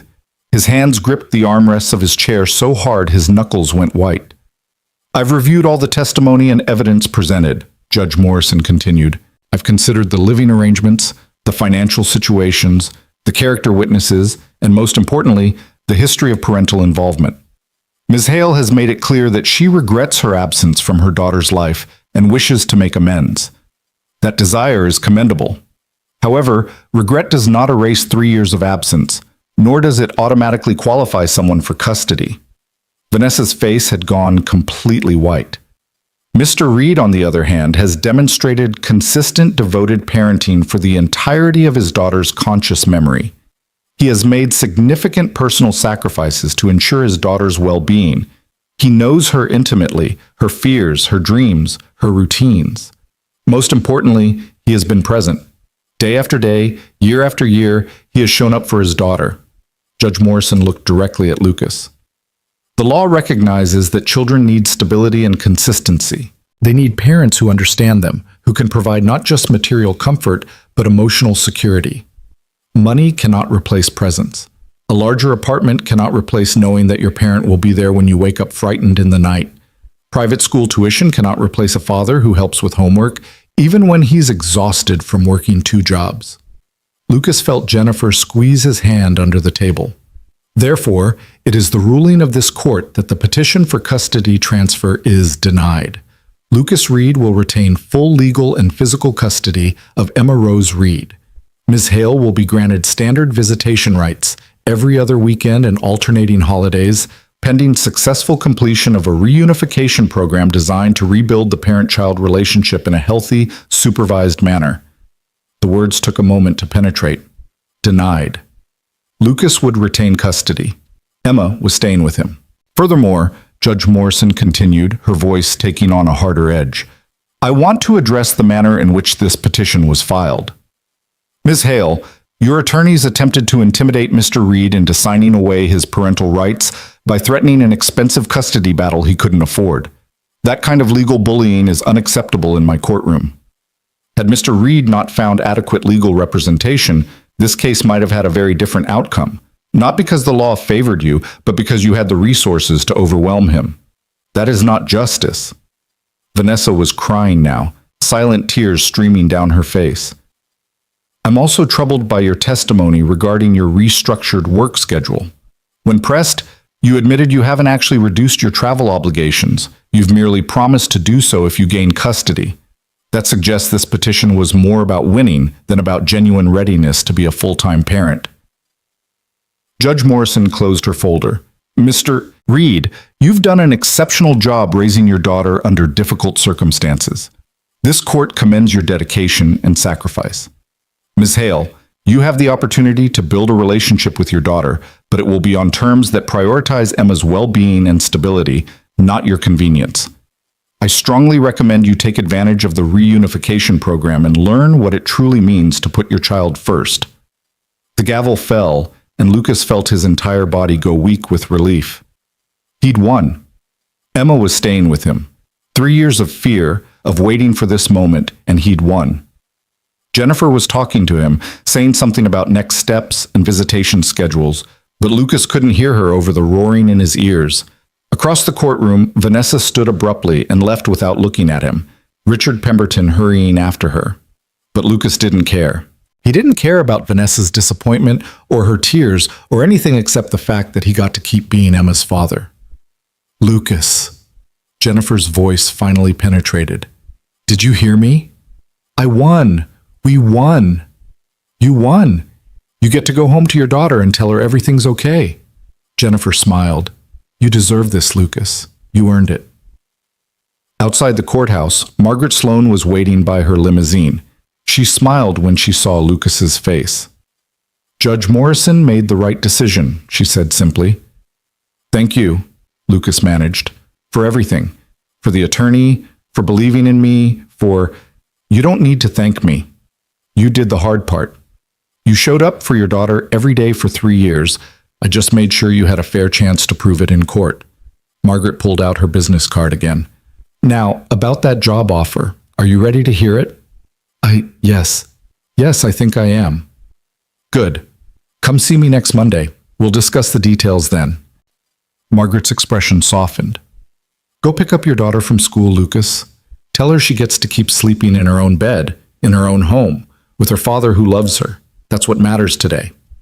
Lucas nodded, unable to speak past the emotion clogging his throat. He watched Margaret's limousine pull away, then started walking toward the bus stop. He had 3 hours until school let out, 3 hours to process everything that had happened, 3 hours to let himself feel the full weight of relief and joy and gratitude. He was going to keep being Emma's father. That was all that mattered. Everything else, the job offer from Margaret, the supervised visitation with Vanessa, the future that stretched out ahead of them, all of that could wait. For now, Lucas Reed was going to pick up his daughter from school and tell her that everything was going to be okay. Because for the first time in 3 years, it actually was. Lucas stood outside Sandburg Elementary at exactly 3:15, earlier than he'd ever arrived before. Other parents were clustered in small groups, chatting about carpools and piano lessons and things that belonged to a world Lucas had never quite been part of. He stood apart from them, hands shoved in his jacket pockets, watching the doors and waiting for Emma to appear. When the bell rang and children began streaming out, Lucas's heart started racing. He spotted Emma near the middle of the crowd, her purple backpack bouncing as she walked with another girl, both of them giggling about something. She hadn't seen him yet. For just a moment, Lucas let himself watch her, this beautiful, brilliant little person who wanted to be an astronaut and knew the names of all the dwarf planets and tied Dr. Peanuts' trunk in a knot when she was worried. She was his. Legally, officially, permanently his. Judge Morrison had said so. Daddy! Emma spotted him and broke into a run, her backpack flying behind her. You're here early! Did you get off work? Lucas caught her in a hug and lifted her off the ground, spinning her once before setting her down. I had some important business this morning. How was school? Good. We started our ocean projects and Mrs. Patterson loved my books, and I got to show everyone the picture of the anglerfish with the light. And Tommy Chen said it looks scary, but I said it's only scary if you're a small fish and we're not small fish, we're humans. So it's actually just cool. Emma paused for breath. Why are you smiling like that? Like what? Like you won something. You have your winning face. Lucas knelt down so he was eye level with her. That's because I did win something. Something really important. What did you win? I won the right to keep being your dad forever. No matter what. Emma's forehead wrinkled in confusion. You're already my dad. You can't win something you already have. You're absolutely right. I was already your dad. But now it's official in a way that means nobody can ever change it. Lucas took her hands in his. Remember how I had those important grown-up meetings? Well, they were all about making sure you and I get to stay together. And today, a very smart judge decided that we belong together. That our little apartment and our routines and our life together is exactly right. Were you worried we wouldn't stay together? Lucas hesitated. He'd tried so hard to keep his fear from touching Emma, to protect her from the weight of what had been at stake, but she deserved honesty. Yes, he said quietly. I was very worried. But I don't have to worry anymore. Emma threw her arms around his neck and hugged him tight. I wasn't worried. I knew we'd stay together. You always make everything okay. They walked home together, Emma chattering about her ocean project and a game she'd played at recess. Lucas listened to every word, memorizing the sound of her voice, the way she skipped every few steps, the way she pointed out interesting things. A dog wearing a sweater, a bird sitting on a traffic light, clouds that looked like they might bring snow. This was his life. This simple, beautiful, ordinary life that had almost been taken away. Mrs. Chen was waiting in the hallway when they arrived home, her expression anxious. Well? We won, Lucas said, and his voice broke on the words. She's mine. Officially, legally mine. Mrs. Chen's eyes filled with tears. Of course you won. Any judge with sense could see where that child belongs. She pulled Lucas into a hug, then Emma. This calls for a celebration. I'm making my special dumplings for dinner. Lucas, you go rest. You look exhausted. I am exhausted. Lucas realized it was true. The adrenaline that had been carrying him for days was finally fading, leaving behind bone-deep weariness. But I have to work tonight. No, you don't. You call in sick, you stay home with your daughter, and you celebrate. Mrs. Chen's tone left no room for argument. One night off won't ruin you, and that child needs her father tonight. Lucas wanted to argue. He couldn't afford to miss a shift, couldn't afford to lose the money, but Emma was looking at him with such hope that he found himself nodding. Okay, one night off. He called his supervisor at the cleaning company, explained he had a family emergency, and accepted the disapproving silence on the other end of the line. It didn't matter. Tonight, he was going to be present for his daughter in a way he rarely got to be on weeknights. No rushing off to a second shift. No exhaustion pulling at the edges of everything. Just time together. Emma wanted to work on her ocean project, so Lucas spread newspapers across their small kitchen table and helped her create a poster showing the different ocean zones. She drew fish and whales and submarines with careful concentration while Lucas cut out labels from construction paper. Mrs. Chen brought over dumplings at 6, and they ate together, the three of them crowded around the table, Emma explaining her poster in detail while Mrs. Chen asked questions that made Emma think deeper about what she'd learned. The midnight zone is so deep that no light reaches it at all, Emma said, pointing to the darkest section of her poster. But fish still live there. They adapt. That's what Mrs. Patterson says. Living things are really good at adapting to hard situations. Lucas met Mrs. Chen's eyes across the table and saw his own emotion reflected there. Living things are really good at adapting to hard situations. That had been their life for 3 years. Adapting, surviving, making do with less than enough and somehow turning it into more than enough because of the love that filled the spaces where money couldn't reach. After dinner, they played a board game Emma had gotten for her birthday. Something about building space stations that Lucas didn't entirely understand, but Emma explained with patient detail. At 7:30, bath time came and went with the usual routine. 3 stories at 8, Emma chose all space books tonight, including one about Mae Jemison that they'd read a dozen times before. Daddy, Emma said as Lucas was tucking her in, are you happy? So happy, sweetheart. The happiest I've been in a long time. Good, because you deserve to be happy. You work really hard and you're really nice and you make the best dinosaur macaroni. Emma paused, considering. Well, maybe not the best. Mrs. Chen's is pretty good too, but yours is the best that a dad makes."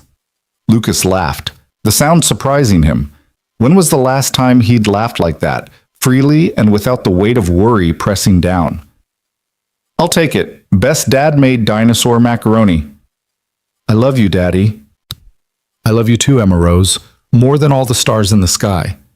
"That's a lot of stars. There are like billions and billions." "Exactly. That's how much I love you." Emma fell asleep within minutes, her day of school and excitement catching up with her. Lucas sat on the edge of the sofa bed for a long time, just watching her sleep, letting himself feel the full weight of relief. She was his. She was staying. Tomorrow would come with all its usual challenges, bills to pay, jobs to work, a life that was still financially precarious, but Emma would be there through all of it. His phone buzzed with a text from Jennifer. "Congratulations again.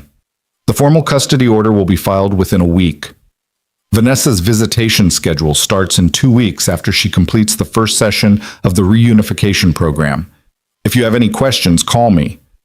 Lucas typed back a thank you, then set his phone aside. He thought about Vanessa, about the look on her face when Judge Morrison had delivered her ruling. There had been genuine pain there, genuine regret. Lucas didn't hate her. He'd stopped hating her a long time ago, when he'd realized that anger took energy he needed for Emma. But he didn't forgive her either, not yet. Maybe someday when Emma was old enough to understand what had happened and could make her own choices about her relationship with her mother. For now, supervised visitation was exactly right. The weekend passed in a blur of normalcy that felt miraculous precisely because it was so ordinary. Saturday morning pancakes that Emma helped make, resulting in batter on the ceiling and laughter that made the mess worthwhile. An afternoon at the public library, Emma checking out more books about ocean life and one about female astronauts. Sunday was laundry and grocery shopping and meal prep for the week ahead. Tasks that had always felt like burdens but now felt like privileges because they were tasks he got to do with Emma by his side. Monday morning came too quickly. Lucas woke at 5 a.m. as always, showered, woke Emma at 6. She was grumpy this morning, not wanting to get up, and Lucas had to coax her with promises of French toast. They went through their morning routine, caught the bus to school, and Lucas felt the familiar rhythm of his life settling back into place. Except today was different, because at 10 a.m., he had an appointment at Morrison Dynamics with Margaret Sloan herself. Lucas had debated what to wear. He didn't own a suit, hadn't needed one since his wedding 7 years ago, and that suit had long since been donated to Goodwill when money got tight. He settled on his best jeans and a button-down shirt Mrs. Chen had ironed for him, hoping he looked at least somewhat presentable. The receptionist at Morrison Dynamics recognized him this time. "Mr. Reed, Miss Sloan is expecting you. I'll take you up." The elevator ride to the 60th floor felt longer than it had last time he'd been here. Lucas watched the numbers climb, his stomach twisting with nerves. This was where Vanessa worked, where she'd built her successful career while he'd been home raising Emma. This was the world of people who belonged in corner offices and made $400,000 a year. He didn't belong here. But Margaret had asked him to come, and after everything she'd done for him, he owed her the courtesy of hearing her out. Margaret's office took up the entire corner of the 60th floor, windows on 2 sides offering panoramic views of Chicago. The furniture was modern and expensive.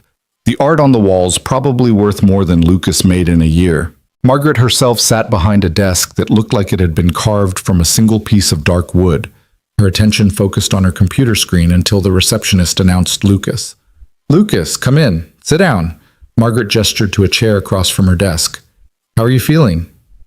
"Like I can breathe for the first time in a week." "Good. That's exactly how you should feel." Margaret closed her laptop and gave Lucas her full attention. "I asked you here because I have a proposition for you. I mentioned it briefly after the hearing, but I want to lay out the specifics now that the custody matter is resolved." "I'm listening." "Morrison Dynamics has a problem. Well, several problems, but one in particular that relates to you. We have brilliant people in every department, engineers, designers, researchers, but we don't have enough people who notice the small things, who think about how systems actually function in practice rather than just in theory. We need people who can spot a water leak before it becomes a flood, who can identify security risks before they become breaches, who understand that excellence is in the details." Lucas shifted uncomfortably. I'm not sure what this has to do with me. It has everything to do with you. For 2 years, you've been demonstrating exactly those qualities. You found Dr. Chen's laptop and tracked her down instead of just turning it into security. You reported a water leak that saved our server room. You flagged a stolen security badge that prevented industrial espionage. Those aren't the actions of someone who just cleans offices, Lucas. Those are the actions of someone who thinks critically, solves problems, and takes initiative. I just did what seemed right. Exactly. And that instinct to do what's right even when it's inconvenient, even when there's no immediate reward, that's rare. I want to hire you for a new position I'm creating. It's called Facilities Operations Manager. You'd oversee all our building operations, maintenance, security, vendor relationships, safety protocols. You'd be the person who makes sure all the small details are handled before they become big problems. Lucas stared at her. I don't have a college degree. I don't have any management experience. You have 2 years of demonstrated excellence in noticing what others miss. You have integrity and work ethic. The rest, you can learn. Margaret slid a folder across the desk. This is the job description and the salary offer. Take a look. Lucas opened the folder with trembling hands. The salary figure jumped out at him. $65,000 annually, plus benefits. Health insurance, retirement matching, paid time off. It was nearly double what he made working 80 hours a week at 2 jobs. This can't be real, Lucas said quietly. It's very real. You'd work normal business hours, 8 to 5, Monday through Friday. No more night shifts. No more exhausting yourself trying to make ends meet. You'd have evenings and weekends with Emma. You could take her to school every morning and pick her up every afternoon. Lucas felt tears prick his eyes. Why would you do this for me? I'm not doing it for you, Lucas. I'm doing it for Morrison Dynamics. I need someone in this role who actually cares about doing things right. Someone who won't cut corners or ignore problems because they're inconvenient. You've proven you're that person. Margaret leaned forward. But I'd be lying if I said there wasn't a personal element. I believe in recognizing and rewarding merit. You've shown more character and dedication in 2 years of night shifts than most people show in entire careers. You deserve a chance to use those qualities in a position where they'll be properly valued. What about Vanessa? Won't this create problems, having her ex-husband working for the same company? Vanessa works on the 32nd floor in a completely different division. You'd rarely interact, and frankly, if she has a problem with it, that's her issue to manage, not yours. I don't make hiring decisions based on office politics. Margaret's expression hardened slightly. Besides, Vanessa and I had a conversation after the custody hearing. She understands that her position here depends on her maintaining professional standards. What happened in that courtroom was a wake-up call for her. She won't cause problems. Lucas looked down at the job description, at the list of responsibilities that seemed both overwhelming and somehow within his reach. He thought about what this would mean. No more night shifts, no more missing Emma's bedtime, no more exhaustion that made everything harder than it had to be. He could pick Emma up from school every day. He could help with homework while he was actually awake and alert. He could take her to the park on weekends instead of sleeping because he'd worked 70 hours during the week. I don't know what to say, Lucas admitted. Say yes. Start in 2 weeks. That gives you time to give notice at your current jobs and to adjust Emma to the new schedule. Margaret pulled out a business card and wrote something on the back. This is Sarah Morrison, our head of HR. She'll handle all the onboarding paperwork. Call her tomorrow. Sarah Morrison? Is she related to Judge Morrison? Margaret smiled. Her daughter. Patricia told Sarah about your case. In general terms, nothing that violated confidentiality. Sarah was impressed by your story. She's looking forward to working with you. Lucas took the card, his hand still shaking. This was too much, too good. After 3 years of struggling, of fighting for every small victory, it felt impossible that his life could change this dramatically. There's one condition, Margaret said, her tone becoming more serious. Lucas's heart sank. Of course there was a condition. Nothing came without strings attached. You have to promise me that you'll finish your degree. You had 2 semesters left of your engineering program when you dropped out to take care of Emma. Morrison has a tuition reimbursement program. You can take evening classes, finish your degree. It'll take a few years, but you'll do it. I don't know if I can manage work and school and Emma. You've been managing 2 jobs and Emma. You can manage 1 job and 1 class per semester. And Lucas, you're smart. You should have the credentials to match that intelligence. Don't let Vanessa's choices 3 years ago define the rest of your life. Finish what you started. Lucas thought about those 2 semesters, about the engineering degree he'd been so close to completing before Emma was born and Vanessa left, and survival became more important than education. Could he really go back? Could he balance work and school and being the father Emma needed? I'll think about it, he said finally. Good. Now go. You probably need to get to your hospital shift. Margaret stood, extending her hand. Welcome to Morrison Dynamics, Lucas. I look forward to seeing what you accomplish. Lucas shook her hand, still somewhat dazed, and left her office in a fog of disbelief. In the elevator, he looked at the business card Sarah Morrison had given him, at the folder with the job description and salary offer, at the possibility of a future that looked nothing like the struggle he'd been living. He made it to his hospital shift 15 minutes late, apologized to his supervisor, and worked through the lunch rush in the cafeteria, feeling like he was moving through a dream. His coworker Maria noticed. You okay, Lucas? You seem distracted. I got a job offer, a real one, with benefits and normal hours and enough money that I won't have to work nights anymore. Maria's face lit up. Lucas, that's amazing. Are you going to take it? I think so. I mean, yes. Yes, I'm taking it. Saying it out loud made it real. Lucas Reed, who'd spent 3 years cleaning offices and serving food and barely making rent, was going to be a facilities operations manager. He was going to work business hours and have health insurance and be able to pick up his daughter from school every single day. He gave his 2 weeks' notice that afternoon, and his supervisor, a kind woman named Patricia, who'd always been understanding about Lucas's chaotic schedule, congratulated him with genuine warmth. He did the same at the cleaning company that evening, and while his supervisor there was less pleased about losing a reliable employee, even he grudgingly admitted it was a good opportunity. Lucas picked up Emma from Mrs. Chen's apartment at 9 p.m., later than usual because he'd had to work both shifts. How was your day, Daddy? Pretty incredible, actually. Come on, let's go home. I have something to tell you. In their small apartment, Emma settled on the sofa bed with Dr. Peanuts while Lucas sat beside her. Remember how I had to go to that important meeting this morning? Well, it was a job interview, sort of, and I got offered a new job. A new job? But you already have 2 jobs. I'm going to quit both of those jobs and take this new one. It pays better, and I'll only work during the day, which means I can pick you up from school every afternoon. Emma's eyes went wide. Every afternoon? Even Tuesdays and Thursdays? Every single afternoon, and I'll be home for dinner every night, and on weekends I won't be so tired anymore. Emma threw her arms around him. Daddy, that's the best news ever. Does this mean we're not poor anymore? The question hit Lucas in the chest. He hadn't realized Emma thought of them as poor, though of course she did. She was smart enough to understand that they had less than other families, that Lucas worked constantly and they still had to be careful with money.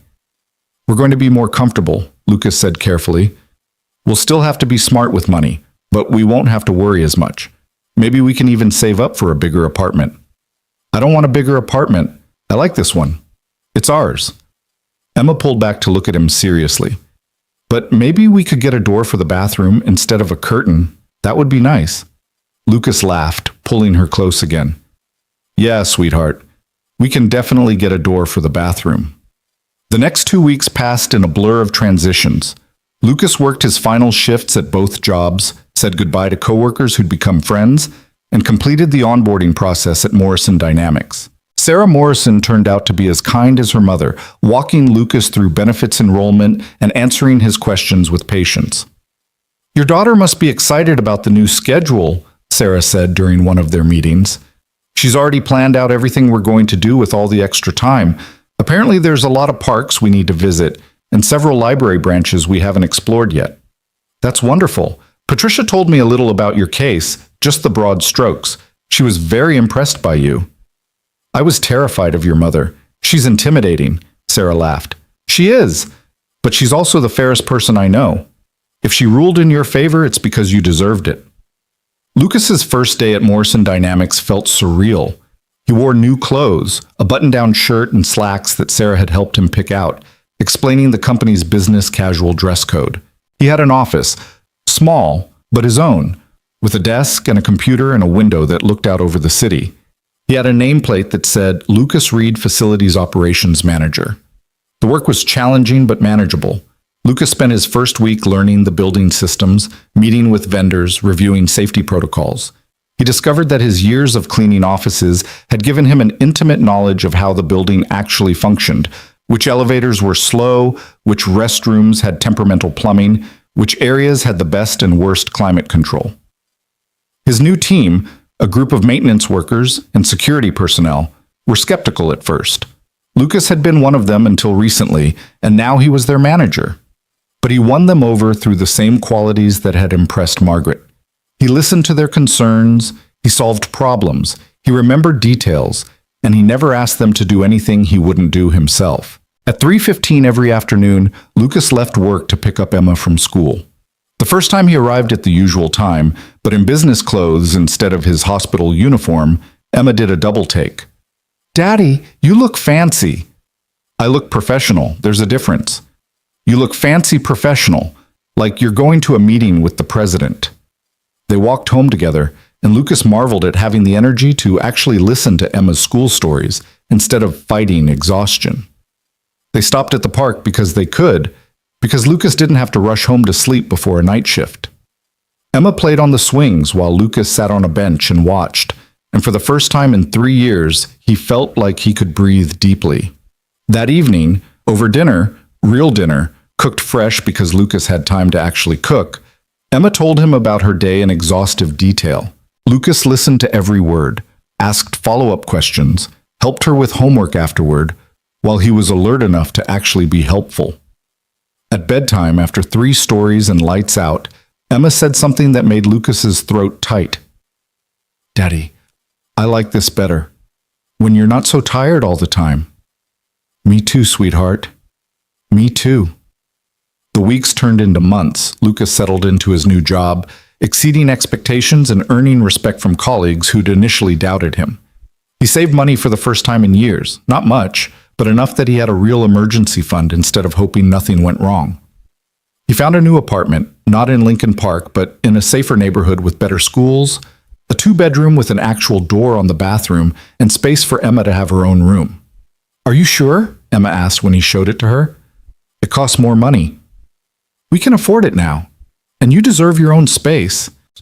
They moved in February, on a cold Saturday with Mrs. Chen directing the movers, 2 guys from Lucas's building who he'd paid to help.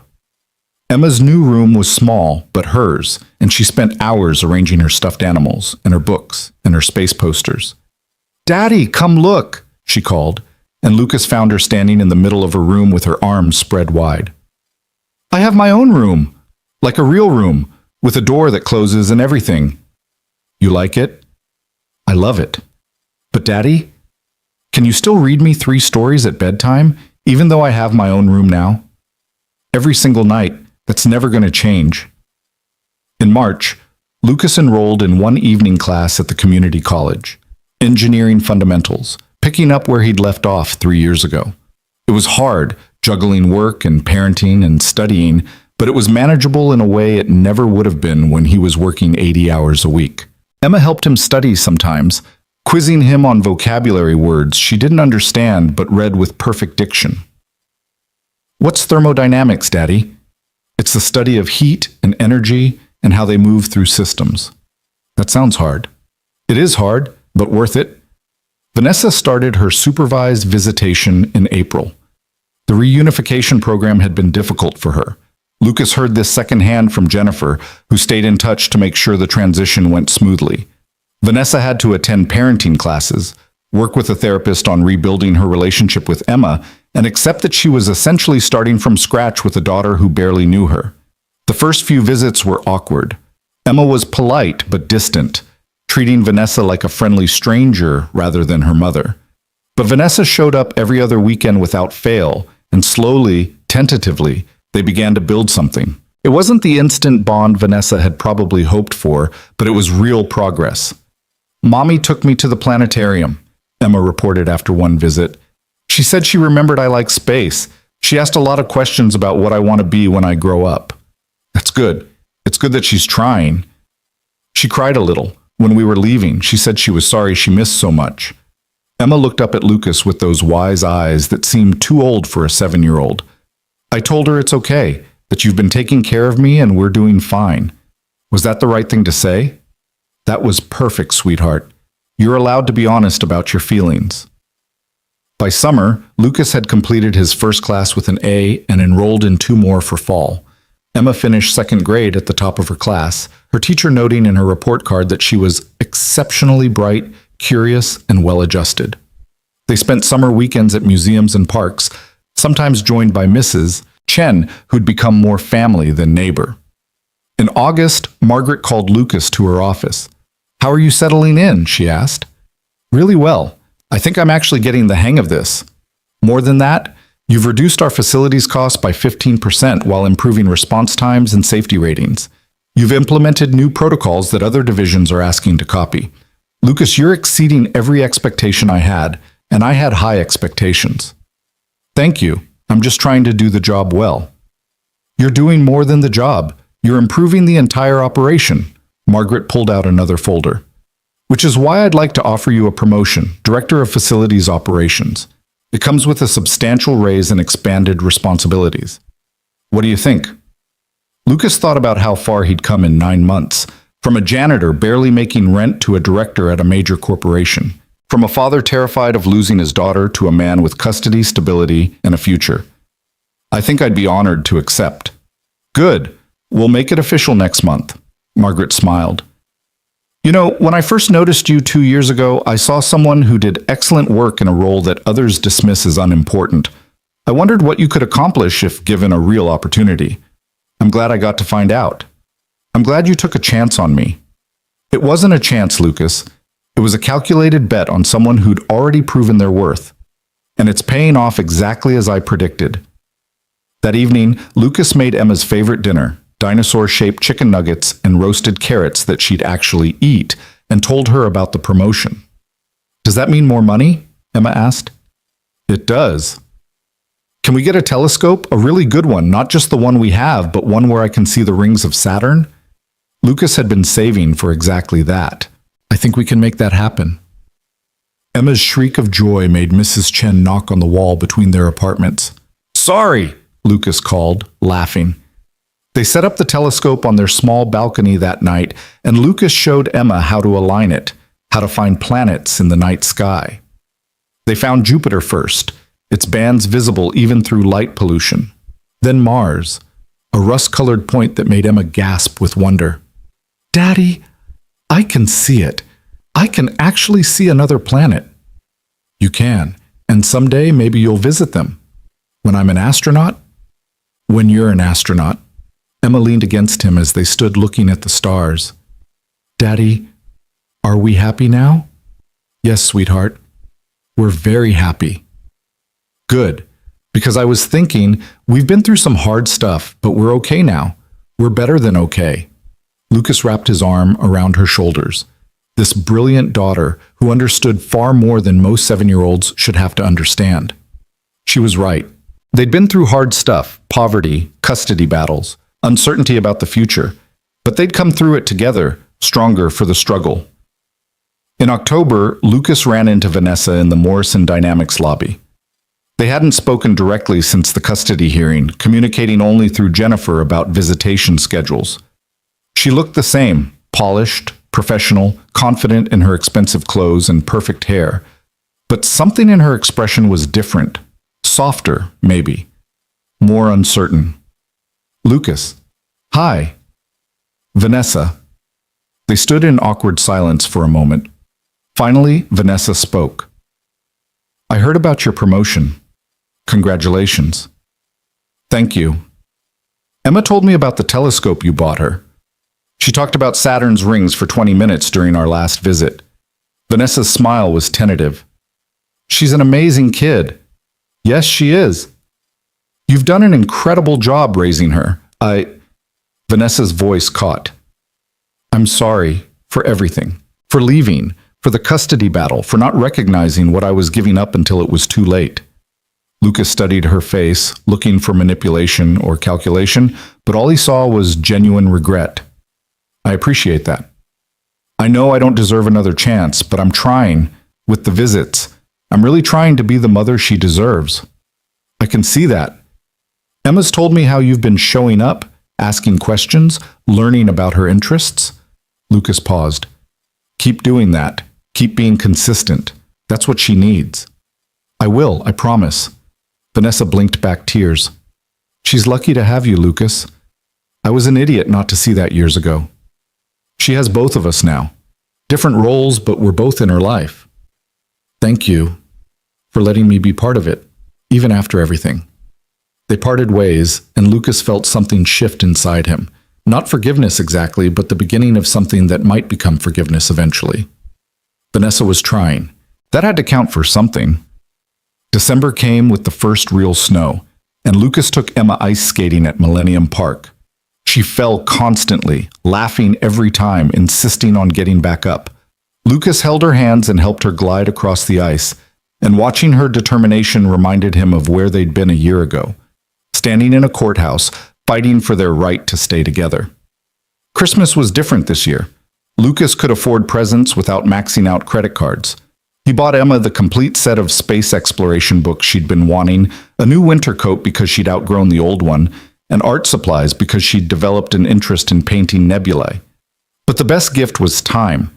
A whole week off from work that Lucas spent entirely with Emma, visiting museums and watching movies and building an elaborate Lego space station that took over their living room. On Christmas evening, after Emma was asleep, Lucas sat in their quiet apartment and took stock of everything that had changed in 1 year. A year ago, he'd been a janitor working 2 jobs, terrified of losing his daughter, living in a studio apartment with a curtain for a bathroom door.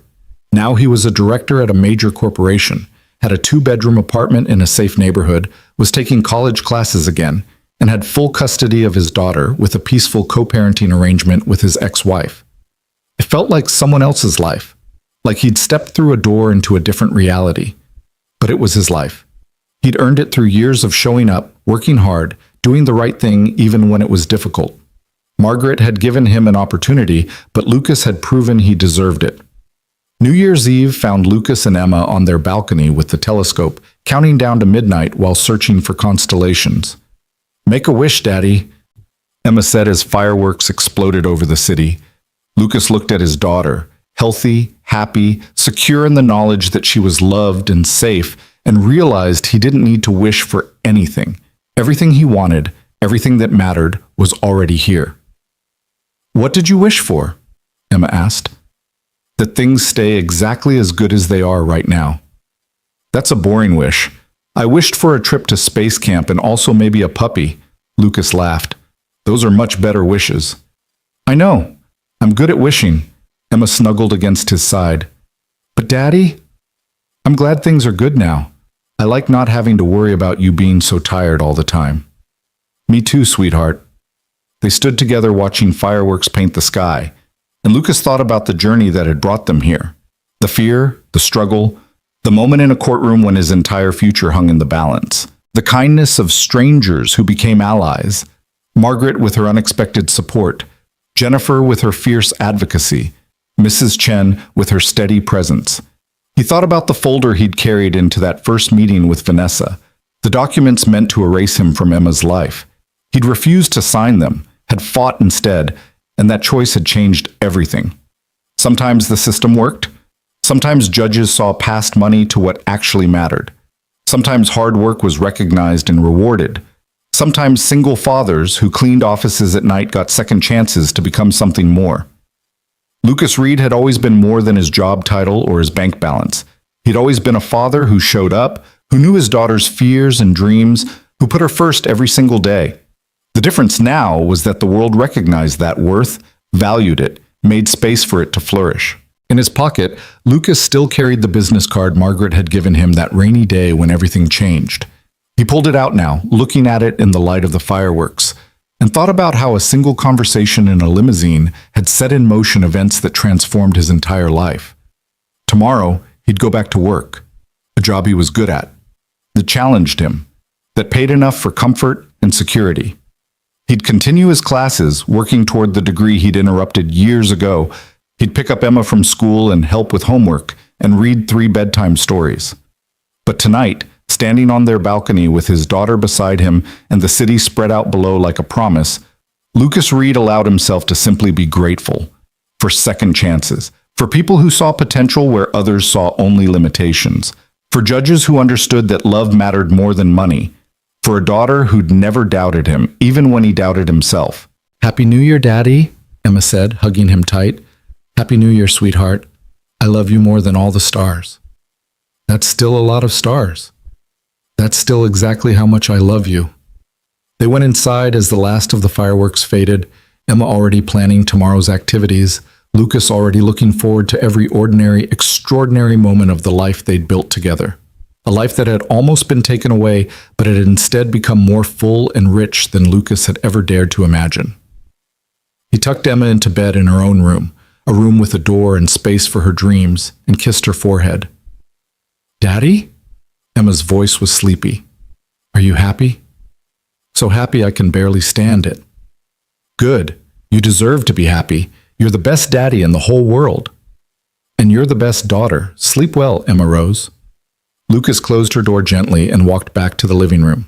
On his small desk, the one he used for college assignments, sat his textbooks and notes, evidence of the future he was building.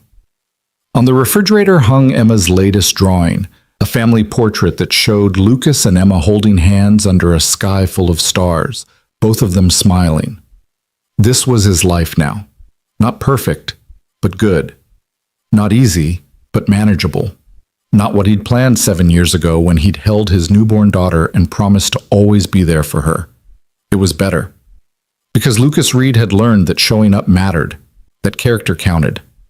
That love, real love that showed up every single day regardless of circumstance, was the most valuable thing a person could give. He'd shown up for Emma every day for 7 years.